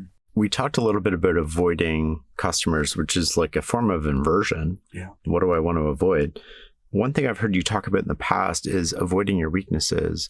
And you tell the story of Tiger Woods. I'm wondering if you can tell us that story and also relate that to your life and how you learned this lesson. The story, which I believe is true, was about Tiger Woods' first British Open. And I forget which course it was going to be held at. But whatever the course was, it was notorious for those deep pot bunkers. And apparently, the weakest part of Tiger's game was his sand game coming out of bunkers. And so as the press was following him around, they kept badgering him about what is he doing to improve his sand game, because that could really be the linchpin in the British Open. And he had said that he was working on his drives and his irons. And they said, why? And he said, because I want to avoid the sand. And then I believe played the entire British Open without going into a bunker once in the whole Open, which was at the time unprecedented. People talked about. So now, if you were to tell me that that's not true or it's apocryphal, I'd believe you. But it's such a good story, and it does get at this very deep truth. And you said it certainly was a Charlie truth about inversion, and so much of Charlie's mind was about, and think about the causes of failure and try to avoid them. And in fact, in our research department, we have a letter that Warren wrote in 1965, I think, or 66, that lists the reason that he believes most money managers, institutional managers, tend to underperform. And we framed that letter and put it on the wall in the research department, because we said what we should do is just try to avoid these 5 things. And to the extent that we avoid these 5 things, we will, over time, be above average. One was group decisions. That was number 1. Number 2 was the desire to conform your portfolio and policies to what other large, well-regarded firms are doing. 3 was the asymmetry of risk and reward. Obviously, better to fail conventionally than succeed unconventionally. 4 was over-diversification. And 5 was inertia. And it's funny, we just did the reviews of our whole research team, which is one of my favorite times a year, just to really sit and go in depth with each person about, how to help them get better, and, how to be learning machines, and every once in a while there's a theme that will run through each one. And inertia was the theme that really ran through it. We just said, as a firm, we really still struggle with being held captive by our past decisions. We're held captive if we've, chosen not to own something and it's gone up a lot. It makes it so hard for us to revisit that. If we own something and it's gone down, it makes it very hard for us to let go. What are the ways in which inertia? But anyway, all a digression back to this idea of framing that letter was, of course, from Charlie saying, trying to avoid things that will lead you to fail. And I think at a personal level, really doing your best to try to figure out where those blind spots are. And so for me, I have the motherload of all ADD. I mean, you can probably tell, it's very hard to keep me on topic. And that's one of the reasons I love this business. Everything's interesting. Everything's relevant. No matter what article I read, it has some tentacles back that have investment implications. And so, for me, the question was, well, how do I structure my life in a way that allows me to make sure I get things done that I don't really want to do or that are easy to put out of my mind. And so for me, for example, physically being in the office matters hugely. I do not work well remotely. I don't do Zoom well. It just doesn't work for me. And knowing that, I really try to structure my life to avoid that. And I show up in person. If I'm working on a weekend, I just come to the office for half a day. It's like a very relaxing time to be there, and I can get more done in a few hours. But if I'm at home, trying to work and, the kids are there or it's not that, it's just I want to be with them, and so physically putting myself in a different location it didn't matter to my dad at all. He could tune out everything, work anywhere. But for me, being that's sort of an easy, concrete example. I mentioned that I dress differently when I go to work. Again, even if it's a Saturday, I just feel like it's, I'm in a different mindset. When I was at university, this is going to sound very reactionary and old-fashioned, but I was at a university where even as undergraduates, you could wear a gown, a robe, an academic robe. And you were required to wear it to certain things, to chapel or to a debate or to big university functions. But you could also choose to wear it.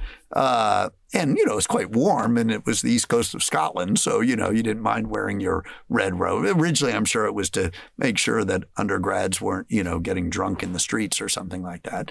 So it was a little like a school uniform, like we were saying. But to me, wearing a tie is a little bit like that. It just so. Granny's rule, work before play. That's probably the strongest. I joke that, that is, in our family, 6 kids, that people will say that over and over and over, work before play. That was my dad's favorite expression, work before play. Well, it suits me. And it suits me whether it's, going to work or whether it's going to exercise. There's one thing on earth I love. I love a sauna. And so, I only give myself a sauna after I work out. Like there's no other way I can get a sauna. And so it's amazing how effective that is in manipulating myself into doing something I don't really feel like doing, which is, going and exercising. So there's all sorts of those sorts of influences of trying to look at things that would normally sort of bring me down. And a big part of it is also the choice of friends. I don't mean you should choose opposites. I don't think that really works. Charlie once said, the saying opposites attract, they don't.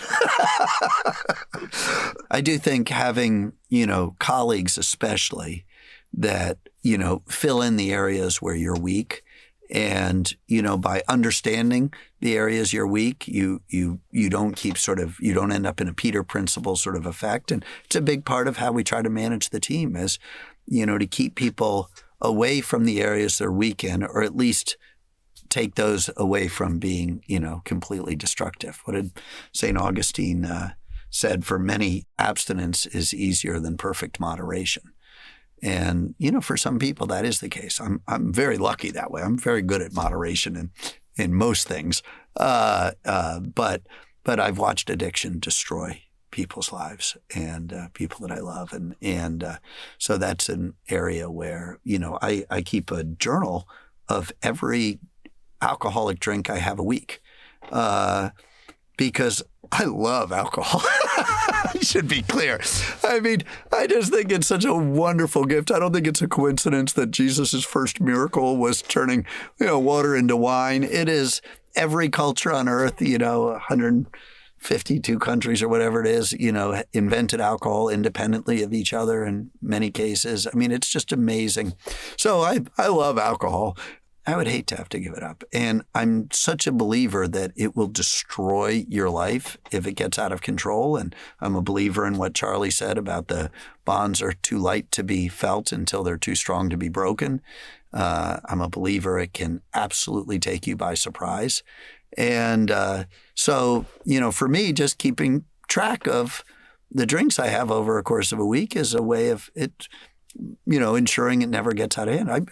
I'm not weight obsessed, as my children like to say. I'm sort of threatened by the shower drain. Looks like a manhole cover. I've always been very skinny.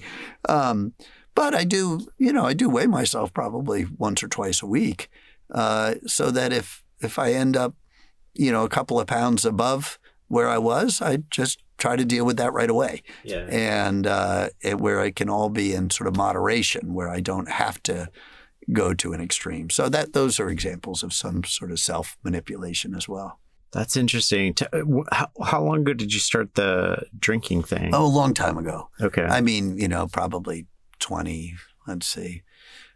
Probably I was probably 40, I would say, somewhere in there. Okay. It was around that age where I started seeing it begin to take some people down. The kids that have been college buddies and always a lot of fun and life of the party. And every time you're with them, you drink too much but it's always a great time. And there was somewhere in the late 30s or so where, it stopped being so funny and you realized they couldn't stop.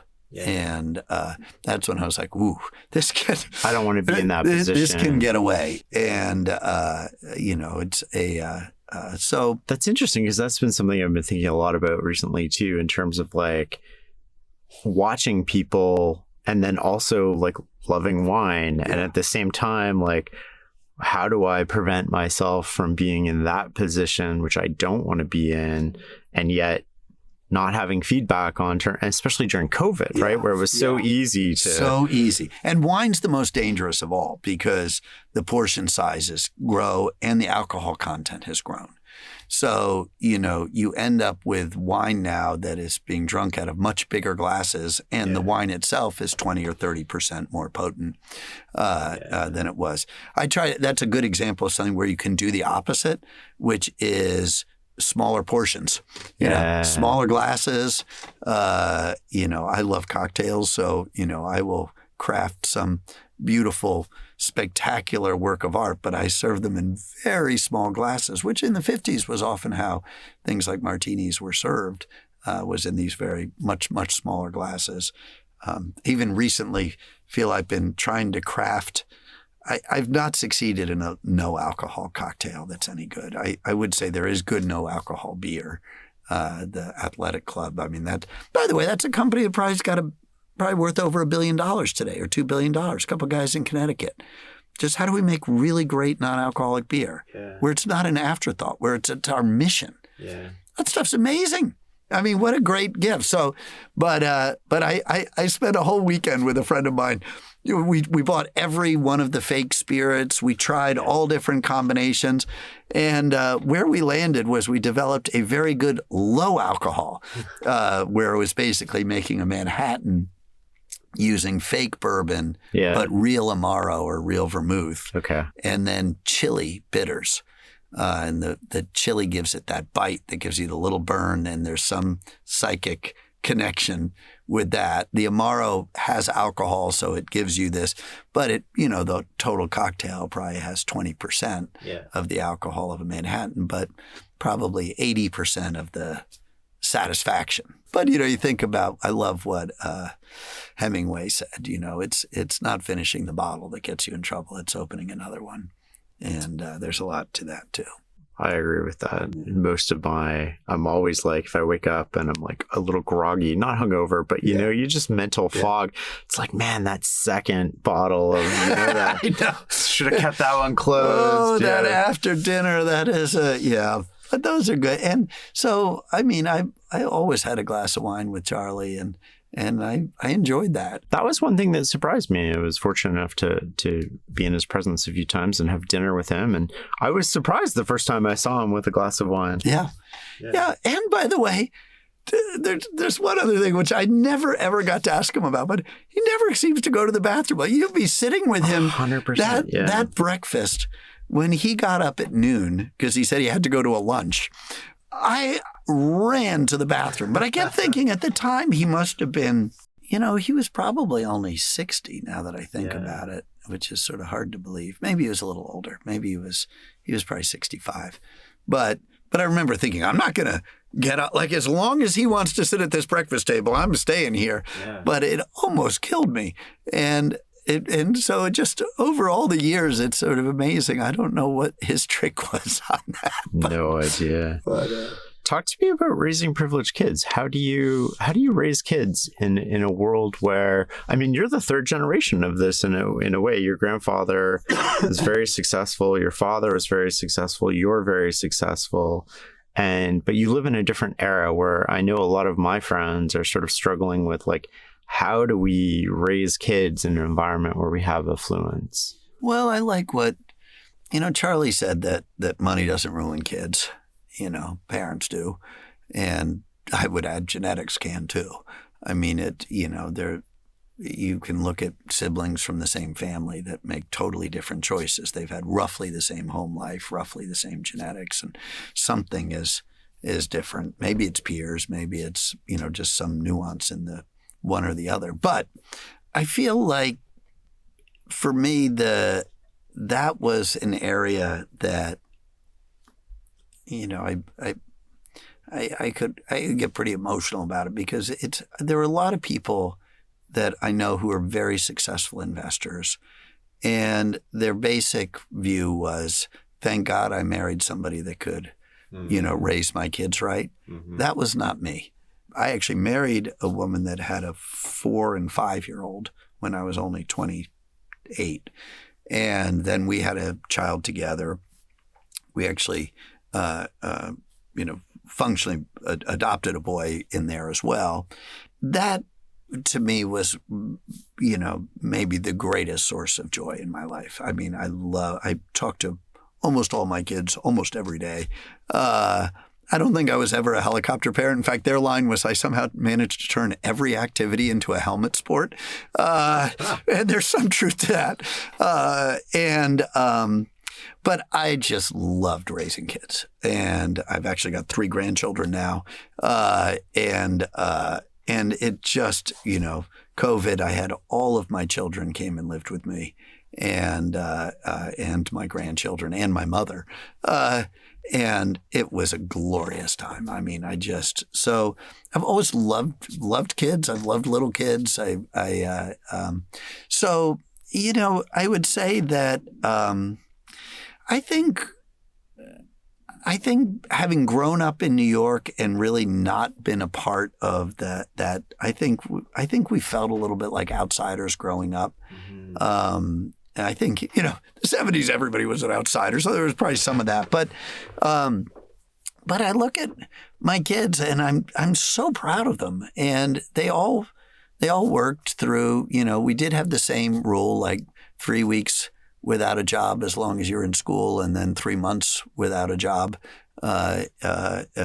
is how long you can live at home. And my parents were very straightforward about that. And so, and I look at Charlie Munger's got great kids. Like they're all. And he took a different approach, right? He gave a lot of money to his kids. He gave money to his kids, but they, they're good citizens. On balance, that's swing a cat through the Munger clan, and you're hitting above average people in their value system, in their intelligence and IQ. And so, I would say I don't know the secret. I know what doesn't work. What doesn't work? What doesn't work is giving your kids a lifestyle where they will feel like a loser if they are unable to maintain that lifestyle on their own merit. I just think that, if you do the Southampton, Palm Beach, Aspen, you're creating kids that either you're going to have to leave them a hell of a lot of money to maintain that lifestyle. But even then, even if they maintain the lifestyle, they do so purely because they can brute afford it, not because they are interesting or substantial people. And I think you surround them with a lot of, I think, unhappiness. I had both sides of my family. I was very lucky that to this day, I like to brag that I've never been east of Bay Shore on Long Island. And somebody would have to be a New Yorker to know what a humble brag that is. But, basically east of Bay Shore is where the Hamptons are. And, I've been a lifelong New Yorker. I've never been to the Hamptons. I've never. And, my father once made a very off-color comment, but I'll share it because he said, I don't go to strip clubs because if I don't like it, it's a waste of time, and if I do, it's going to be very expensive. And why do you want to create an environment where you would have to endow? I mean, think of what that lifestyle would cost. And maybe you endow it for the next generation, but then they can't do it for their kids, and they can't do it for their kids. Sooner or later, you're creating people that feel like failures. And I feel like, so for me, we have a falling apart farm in upstate New York, and I live a fabulous life. But I just think, I don't think we raised our kids Charlie talked a lot about not having sold his house.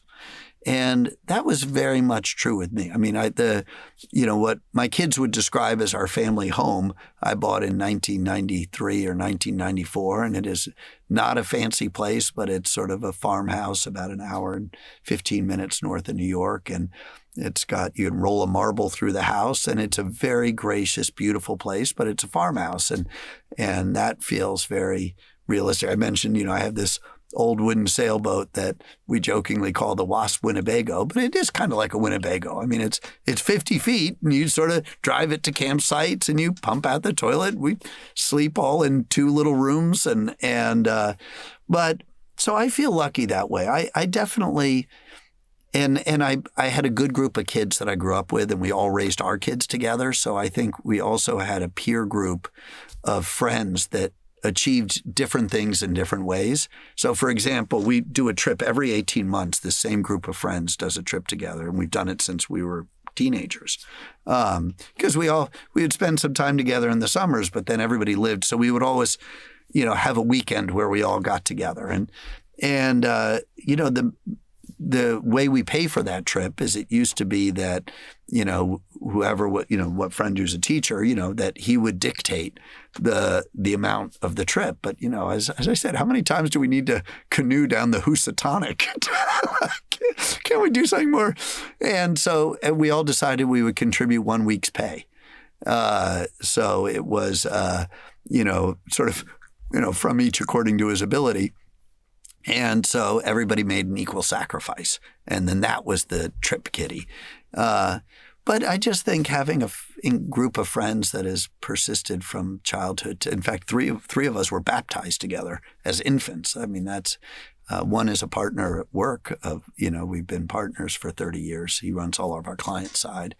But there are people that I admire, and they're truth tellers. And so we raised our kids all together. I think that helps a lot. I just think this idea that you make a lot and then you begin to separate yourself more and more. I think that's the message that you're sending your kids, is that there's no continuity, or they're more special than their cousins who didn't do so well, I think it's a... How do you avoid that lifestyle creep from sort of like setting in? Well, it's going to be whatever. I mean, of course, one of the great things about making money is you can sort of have what you want. And I think the question is, how do you try to do a good job deciding what you want? Obviously, and you know him. I mean, one of the great gifts to humanity has been Morgan Housel. Mm-hmm. And, the psychology of money is like the perfect reminder that what we really want, what kids crave is time with their parents. Mm-hmm. And, you end up in the Hamptons on the cocktail circuit and, biking in your Lycra with all your private equity buddies. I mean, can you tell I got a chip on my shoulder about that stuff? And all your business school buddies. So I just think, I've had I'll give a good example. We grew up loving skiing.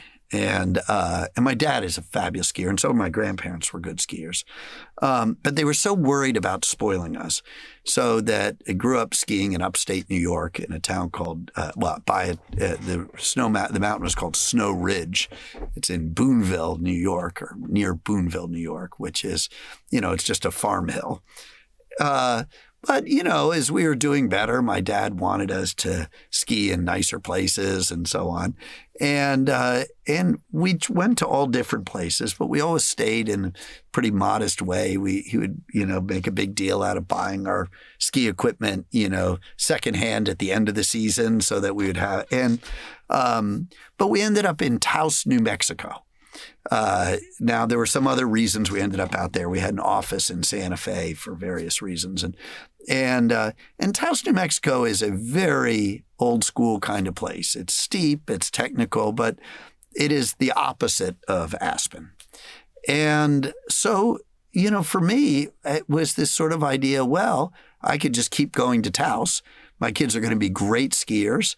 But it's going to be a place that they could likely afford for generations. We've got a condo with orange shag carpet, and my daughter met her husband is from Taos, and so it feels like a family spot.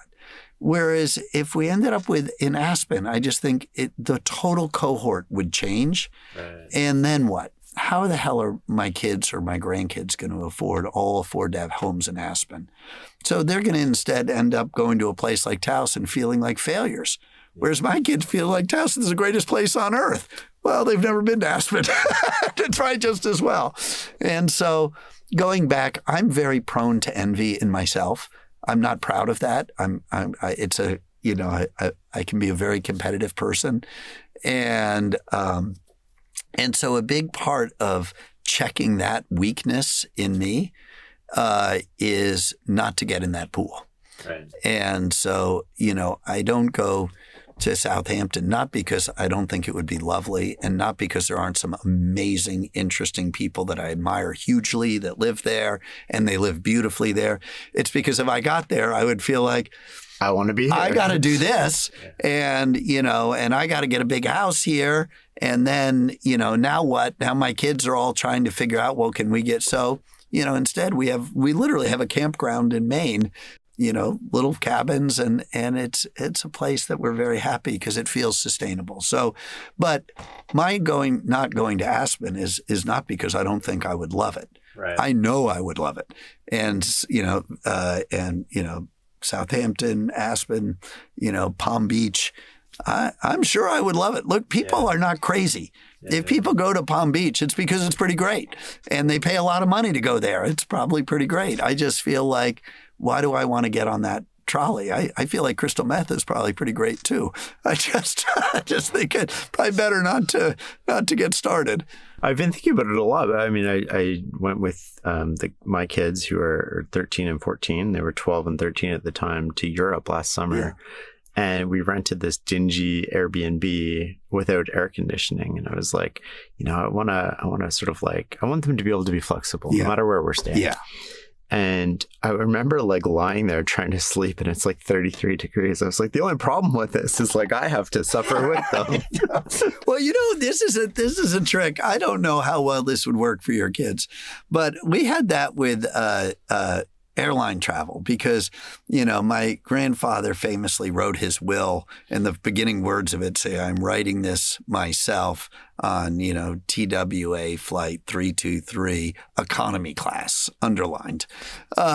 So, first class was always an absolute no-no. It was like ordering filet mignon on a menu. I could still feel my dad's blood pressure going up if any one of us tried to order a steak at a restaurant. But, it got to where traveling coach, today is a lot worse than traveling coach 30 years ago. But I hated the idea of having my kids in business class. It just felt like it didn't feel right either. So I hit on this idea about when they were your kids' age of I'll split the difference with you. I literally will write you a check. You can choose. We'll get you a seat in business class or you get $700. And it is amazing how into that they were. They even started with this view of, what if we find a cheaper flight? I was like, no. But I think it is okay. And again, going with the travel is a huge gift.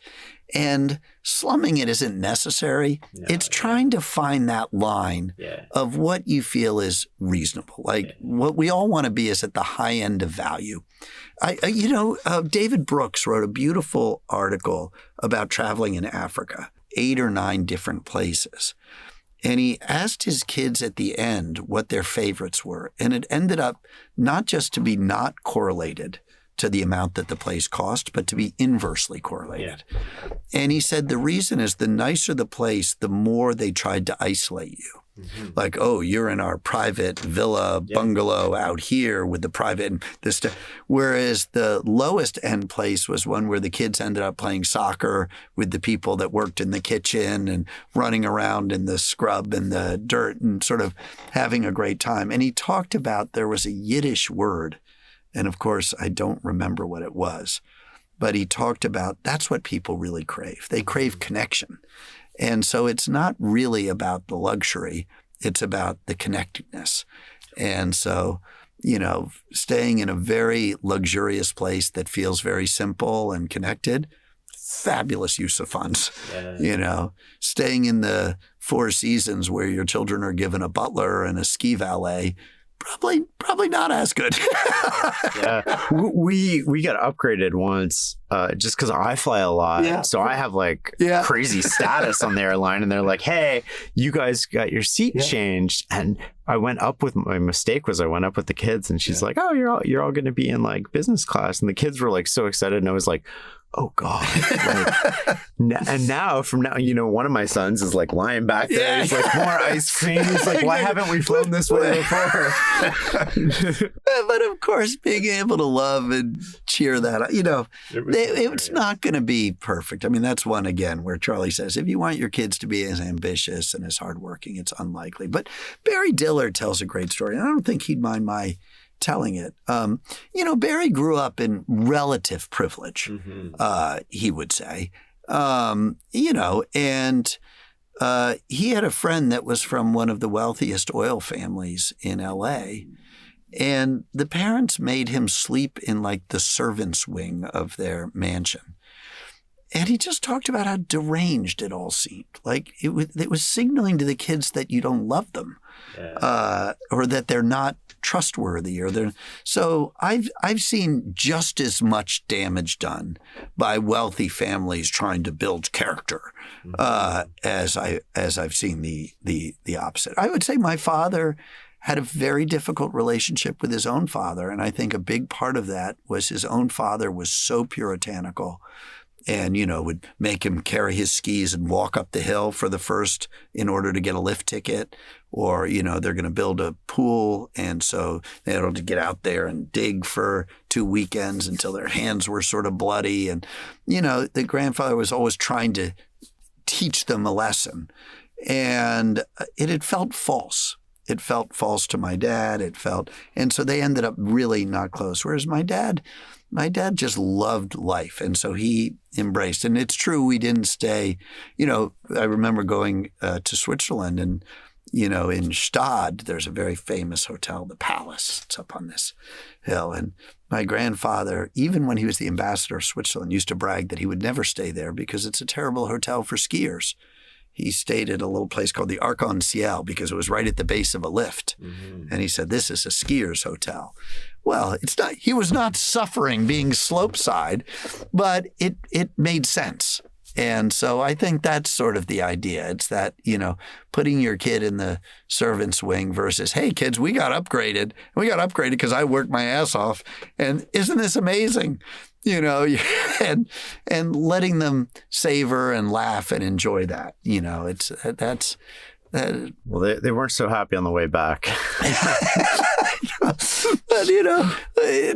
there's a lot of opportunities to have that conversation. But it was Charlie who told me, and I had never thought of it this way. He said, you get into a lot of trouble when you want your kids to live a different lifestyle than you're living. Yes. When you're getting a chauffeur to drive you to work and you're telling your 15 or 16-year-old to go get a job at McDonald's, he said that's going to create a lot of resentment. Yeah, I think that's the real truth of it, is that your kids are going to imitate you. Mm. And it's maybe the most important thing you can do as a parent is model happiness, not desperation, not greed, not need for other people's approval, not, just try to model happiness and whatever that means in how you live. And, if there are people that develop money and it really makes them happy to have that big house, well, chances are that, that they may have a view of their kids that I want my kids to have everything. I can't think of anything better than my children living in a mansion that I produced for them. And, if it's sincere and happy, I don't think you've created a miserable child if you're a happy, engaged human being. And so that's why I think the formulas, I think the falseness is what kids sniff. And when are you happiest? Well, I've had a lot of experience with depression and others, and some growing up and some through marriage, and And it's a little bit like insomnia. Like I have almost a sleeping superpower. It's like, I'm not even supposed to say that out loud because I have my closest friend who's also my partner at work. And as I say, we were raised together since infants, and he's a hugely important person in my life. And he has a terrible time sleeping. And it's like I've learned that my talking about how I can fall asleep, like if you told me I can lie down here and have a nap for 15 minutes, I would have a nap for 15 minutes. Like, I'm really good at sleeping. It helps me with jet lag. I can like, you get anywhere you say it's time for bed, it's like I'm ready for bed. And yet I have, even though I can't physically, I haven't experienced insomnia, I have a deep visceral sense of what hell that must be. And similarly with happiness and depression, like I see people that are depressed and I feel so lucky that I just dispositionally have a tendency towards happiness and contentment. And it certainly came from my dad had it, my grandfather had it, my grandmother. I mean, I just feel I grew up very, very lucky that way. My sister, my closest friend, has that. We talk about it a lot. It's like it. And so I know enough about unhappiness and depression to know that it's, saying, well, why don't you just change your attitude is not going to work. And so I've learned enough to just simply not take it for granted, but just feel deeply grateful that I tend to wake up reasonably content. There's this is a little bit strange thing to say, but there's a psalm. And by the way, I should say I'm actually quite agnostic. I'm not a deeply religious person. I always admired the church as an instrument of social improvement. Mm-hmm. I think that the fundamental message and its danger in our society of victimhood, I think, is a dangerous message versus the empowering message of the degree to which you have agency for your life. And I feel like that is a message of Christianity historically that I really admired, especially in Protestantism. This idea of taking, being accountable for your choices and for your life. And anyway, all to say that this.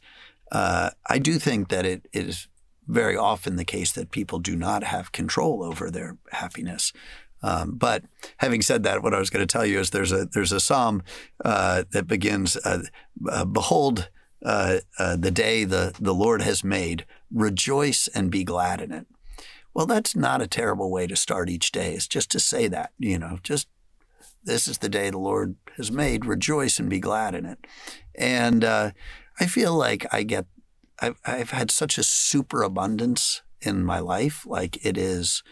And that tomorrow, the phone could ring and somebody could say it's malignant, or they could say there's been an accident, and everything will change. And I don't want in that moment to regret that I didn't appreciate just how lucky I had it today, the day before all that changed. And so that is sort of a driving part of my mindset. I had, believe it or not, I had an English nanny growing up.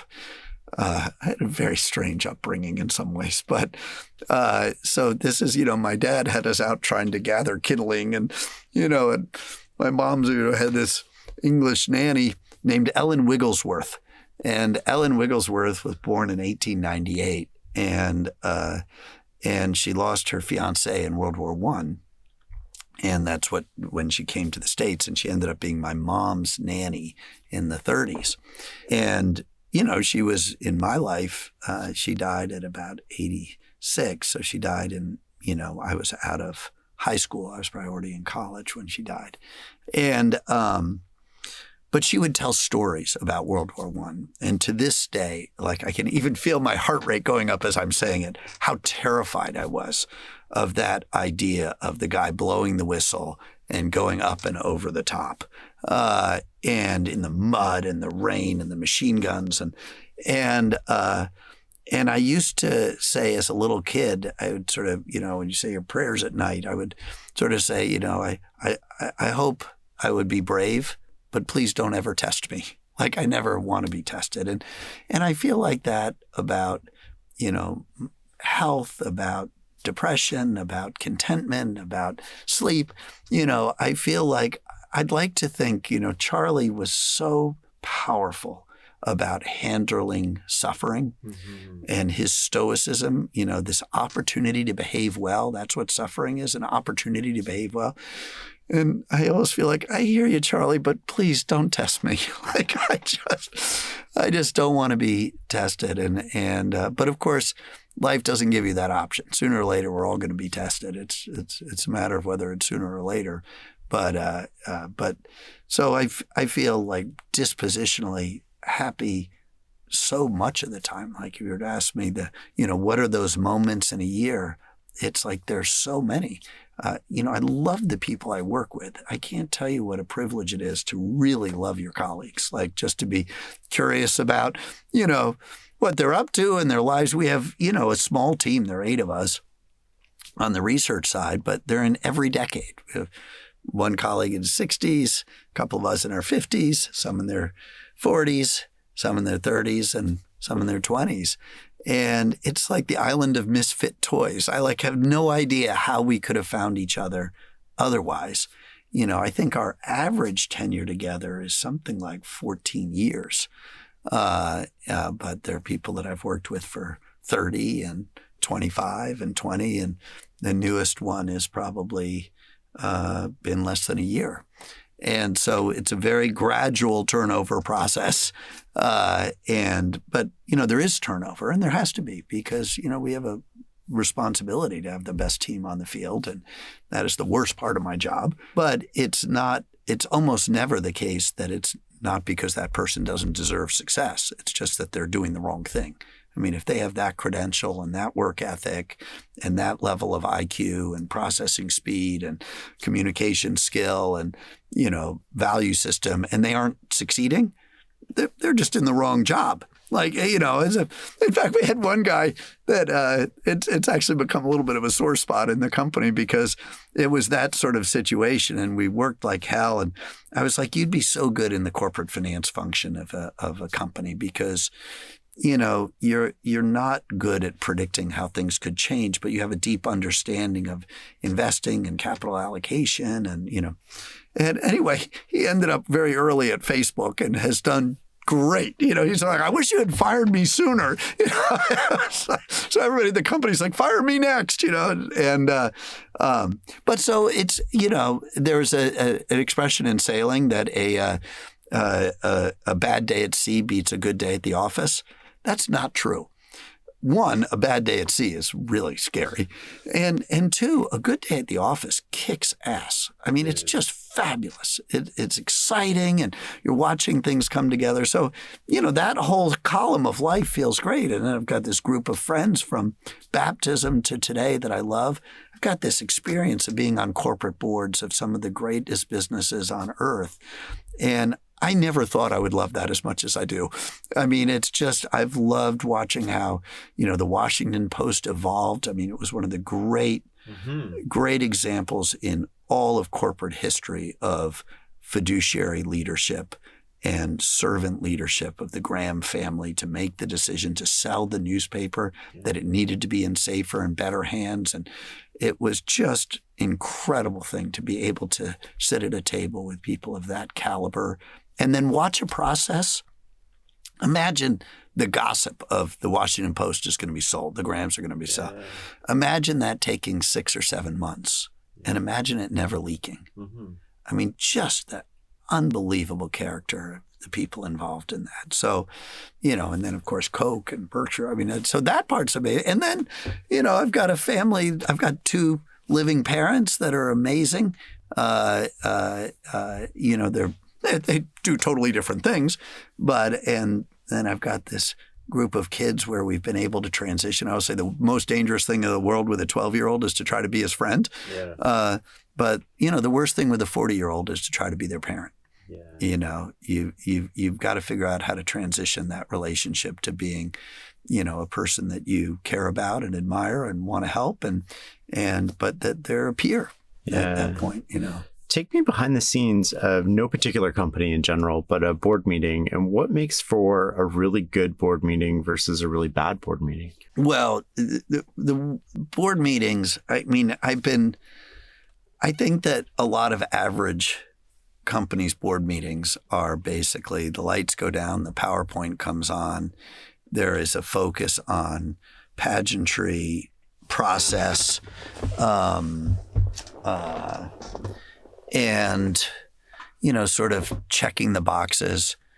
And I'd rather shoot myself in the face. Going back to the ADD, and, but the first board I ever came, and I do think that's the way a lot of corporate boards work. And I think it's gotten even more so because I think investors are discouraged from going on boards by the regulations. I think the SEC I think it's a terrible mistake to discourage money managers, especially long-term investors, from getting involved in the governance of the companies that they manage. And it's the compliance issues are real because you've got to be very careful about disadvantaging your clients or if you're burdened with inside information.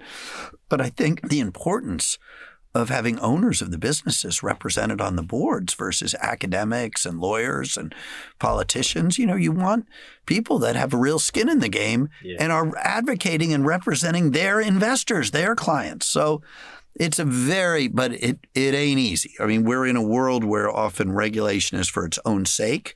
And so I was very lucky that the gateway drug, it was like starting, at the absolute top, which was, the Washington Post. So, there's Warren was on that board and Ron Olson, to Barry Diller, at the time, Melinda Gates. Yeah. And of course the Graham family. And so they had a tradition where the night before the board meeting, there's a dinner. The dinner was held at the CEO's house, and nobody else is invited, just the directors. And you sit and you have cocktails and you talk and you sit at the table and you talk about business and you talk about the world and you develop a deep culture of trust. You also develop an environment where you talk about the real issues. Mm-hmm. And then what happens at the board meeting becomes much more, perfunctory is not the right word, but to me, it was a way of orienting a board that your focus is really on, the long term. Do we have the right people running the business? Mm-hmm. Are we able to stop them from overreaching? Are the shareholders getting the information they should have to make an informed decision?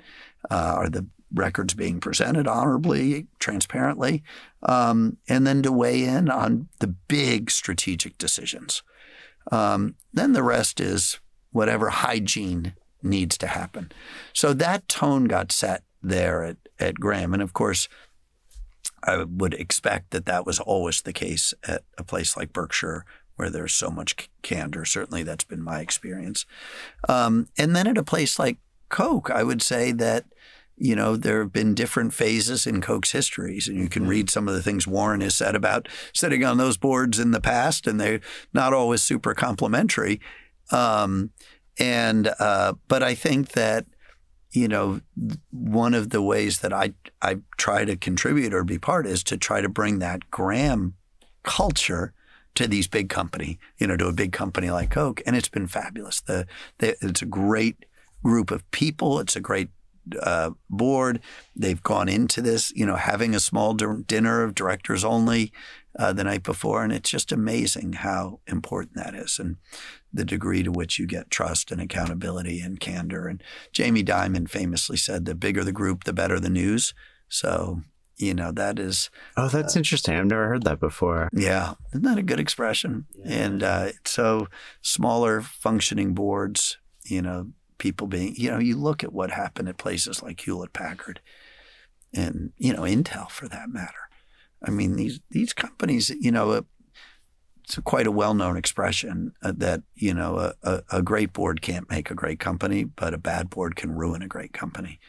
And, I would certainly argue that both Hewlett-Packard and Coke, the boards had a lot of accountability for decades of bad decisions. And it was bad decisions on what is the board responsibility, which is who's in charge. Talk to me about the third generation of a family business. Usually the expression is like shirt sleeves to shirt sleeves. in 3 generations. And yet you're an exception to that. In part, what are the lessons that you've learned of having that success? You've all created your own success in a way. Well, I don't think there was any sense of a family business. When I joined the mutual fund company, was called Venture Advisors. My father had a partner. He had a firm called Davis, Palmer and Biggs, but he sold it in the 70s, really pretty near the bottom. That was another opportunity for me to learn, differently. Like we want to get through. We want to build something and stand for something. And my grandfather, was so clear that everything was being given away anyway. So I don't think we ever grew up with a sense. If I look at, my dad has 6 kids, and one's a medical doctor, one's a psychiatric practitioner. They're by and large they're good parents, like good. But they all live differently, do different things. And I think you'd be glad to have any one of them as your neighbor. It's. I think I give him a lot of credit for that. And the way that you all made money was really different. Like your grandfather was 50% margin for most of his career. Dad had a lot of margin too. And how do you think about that now? Well, it's terrible. I have to say. Do you have a lot of margin? No, and my father to this day thinks I'm the biggest sucker on earth. And that is often the way. The generation. What happens is if you started with nothing, you had to be such a risk taker. And then I think what happens is that propensity to risk falls over the generations, but often so does the corresponding ability to build wealth. Mm-hmm. And that did not happen with my father. I think partly because of the rivalry with his father. Right. So they both went through life, with a lot of margin calls and a lot of, I took on quite a lot of debt to buy out the partners of the management company. Mm-hmm. So in that sense, you could argue I was on margin. Yeah.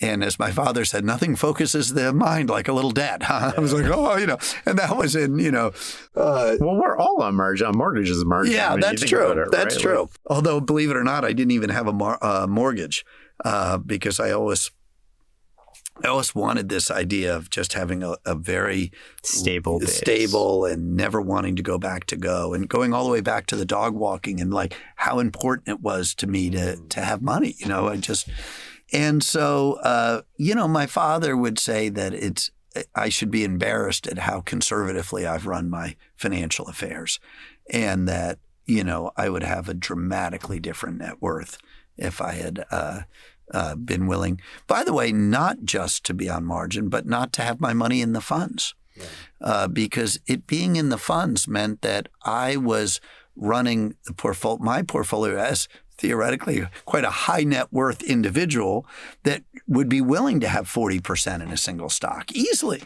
Wouldn't make me nervous at all. I can't run a fund that way, or I felt I couldn't. And so what that meant is that if I had simply bought each stock that I ever bought for the funds in a personal account and held it, then I simply never would have sold simply because something was getting too big. Right. Whereas in the funds, I do that all the time. And it's been a terrible mistake. So if I had never done that, Costco would be, 40% of my worth. Amazon would be 40%. Yeah. Google would probably be, 20%. And, Berkshire would be 20%. There would be pretty much everything in there, those 4 or 5 positions. But I felt it was the right thing to put the money in the funds. And so the result is I have this enormous tax inefficiency. I'm selling things and realizing gains that I wouldn't do in my own life, but I'm doing it going back to the idea that, we have a client where that's all they have. They can't take. And by the way, they might have gotten in the day before. Yeah. So, if I say I bought something at a 4% position and now it's 40 and it goes back to 20, I'm still fine. But the person that got in that day before isn't fine. So, but I feel intellectually at peace that was the right way to do it. But of course, I still have my father's voice in my head saying, what a sucker, you should have, as I say, my father is giving away a scale of fortune every year that's just mind-blowing. And it is incredible the impact that he's had on a lot of kids' lives doing that. I will have less ability to do that, relatively, probably, in all likelihood. But that's okay. I've liked doing it this way, and I think I've ended up with great colleagues and great clients and a great board as a result of all of those things being aligned. That's a great segue into the question we always end with, which is, what is success for you? Well, I mean, it for me, that is one where Charlie shaped that from the beginning. It's just living your funeral backwards and thinking about, I'll give you an image that was true image. I talked about this recently, but this idea of, I came up to this house after being out for a dinner, and all my kids were there, and I, it was glowing on the inside. It was like Currier and Eves, it was so beautiful, and I saw all my kids at the dining room table with their significant others and laughing, and it was this moment where I felt like I didn't even need to go in. And so that, in that dimension of life, just the intense love and admiration I have for them, and my curiosity at how it's going to play out. And the fact, one of the things I love is that my daughters are friends, even though they're 13 years apart. And it's a very unlikely friendship. One is that Princeton kid running a big residential real estate operation, and and the other one is invented the founder and CEO of can only be called a sex toy company. But she is just a crazy, exuberant kid living in a totally different world than one that I can grasp. But, so there's a lot there. And then, of course, I love having, building a place where the people that have invested their careers there have felt like they've made a difference and that they've lived meaningful and substantial lives, because I'm with them every day, I feel. And then finally, where, the clients that come along there feel like they were treated well, and that they, the advisors got a little better at their jobs because of how we did things. And, there was I'll end really quickly by saying there was a man who ran one of the big accounting firms. I can't remember which one. And he died very young. In fact, he died within becoming a year or two of becoming the managing partner of the firm. I can't remember if it was E&Y maybe, but, and he wrote a book called Chasing Daylight in his last year. He only lived for a year. It was a bad brain cancer. And he wrote this book about shutting down his life. And it was very unusually positive. It's not a great book, but it was very emotional. I knew him a little bit. Yeah. And he talked about these concentric circles. So he's like, when he first found out, he's like, okay, I've got to get the firm secure. And then, I've got to work on these, relationships that I left hanging in different ways. And I want to make peace with these things. And it sort of got smaller and smaller and smaller down to his immediate family, and then just to his spouse. And I think that's sort of the right mindset to think about, is these sort of concentric circles. And, in some ways, the outer circle, you think it's the biggest, it matters the most. I have a feeling at the end it may matter the least, but you still want to get it right. So I think about him and those circles and that chasing daylight idea.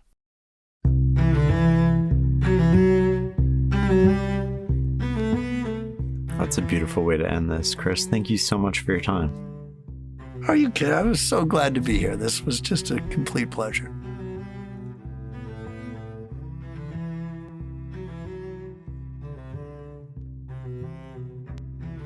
Thanks for listening and learning with us. For a complete list of episodes, show notes, transcripts, and more, go to fs.blog/podcast or just Google The Knowledge Project. The Frenham Street blog is also where you can learn more about my new book, Clear Thinking: Turning Ordinary Moments into Extraordinary Results. It's a transformative guide that hands you the tools to master your fate, sharpen your decision making, and set yourself up for unparalleled success.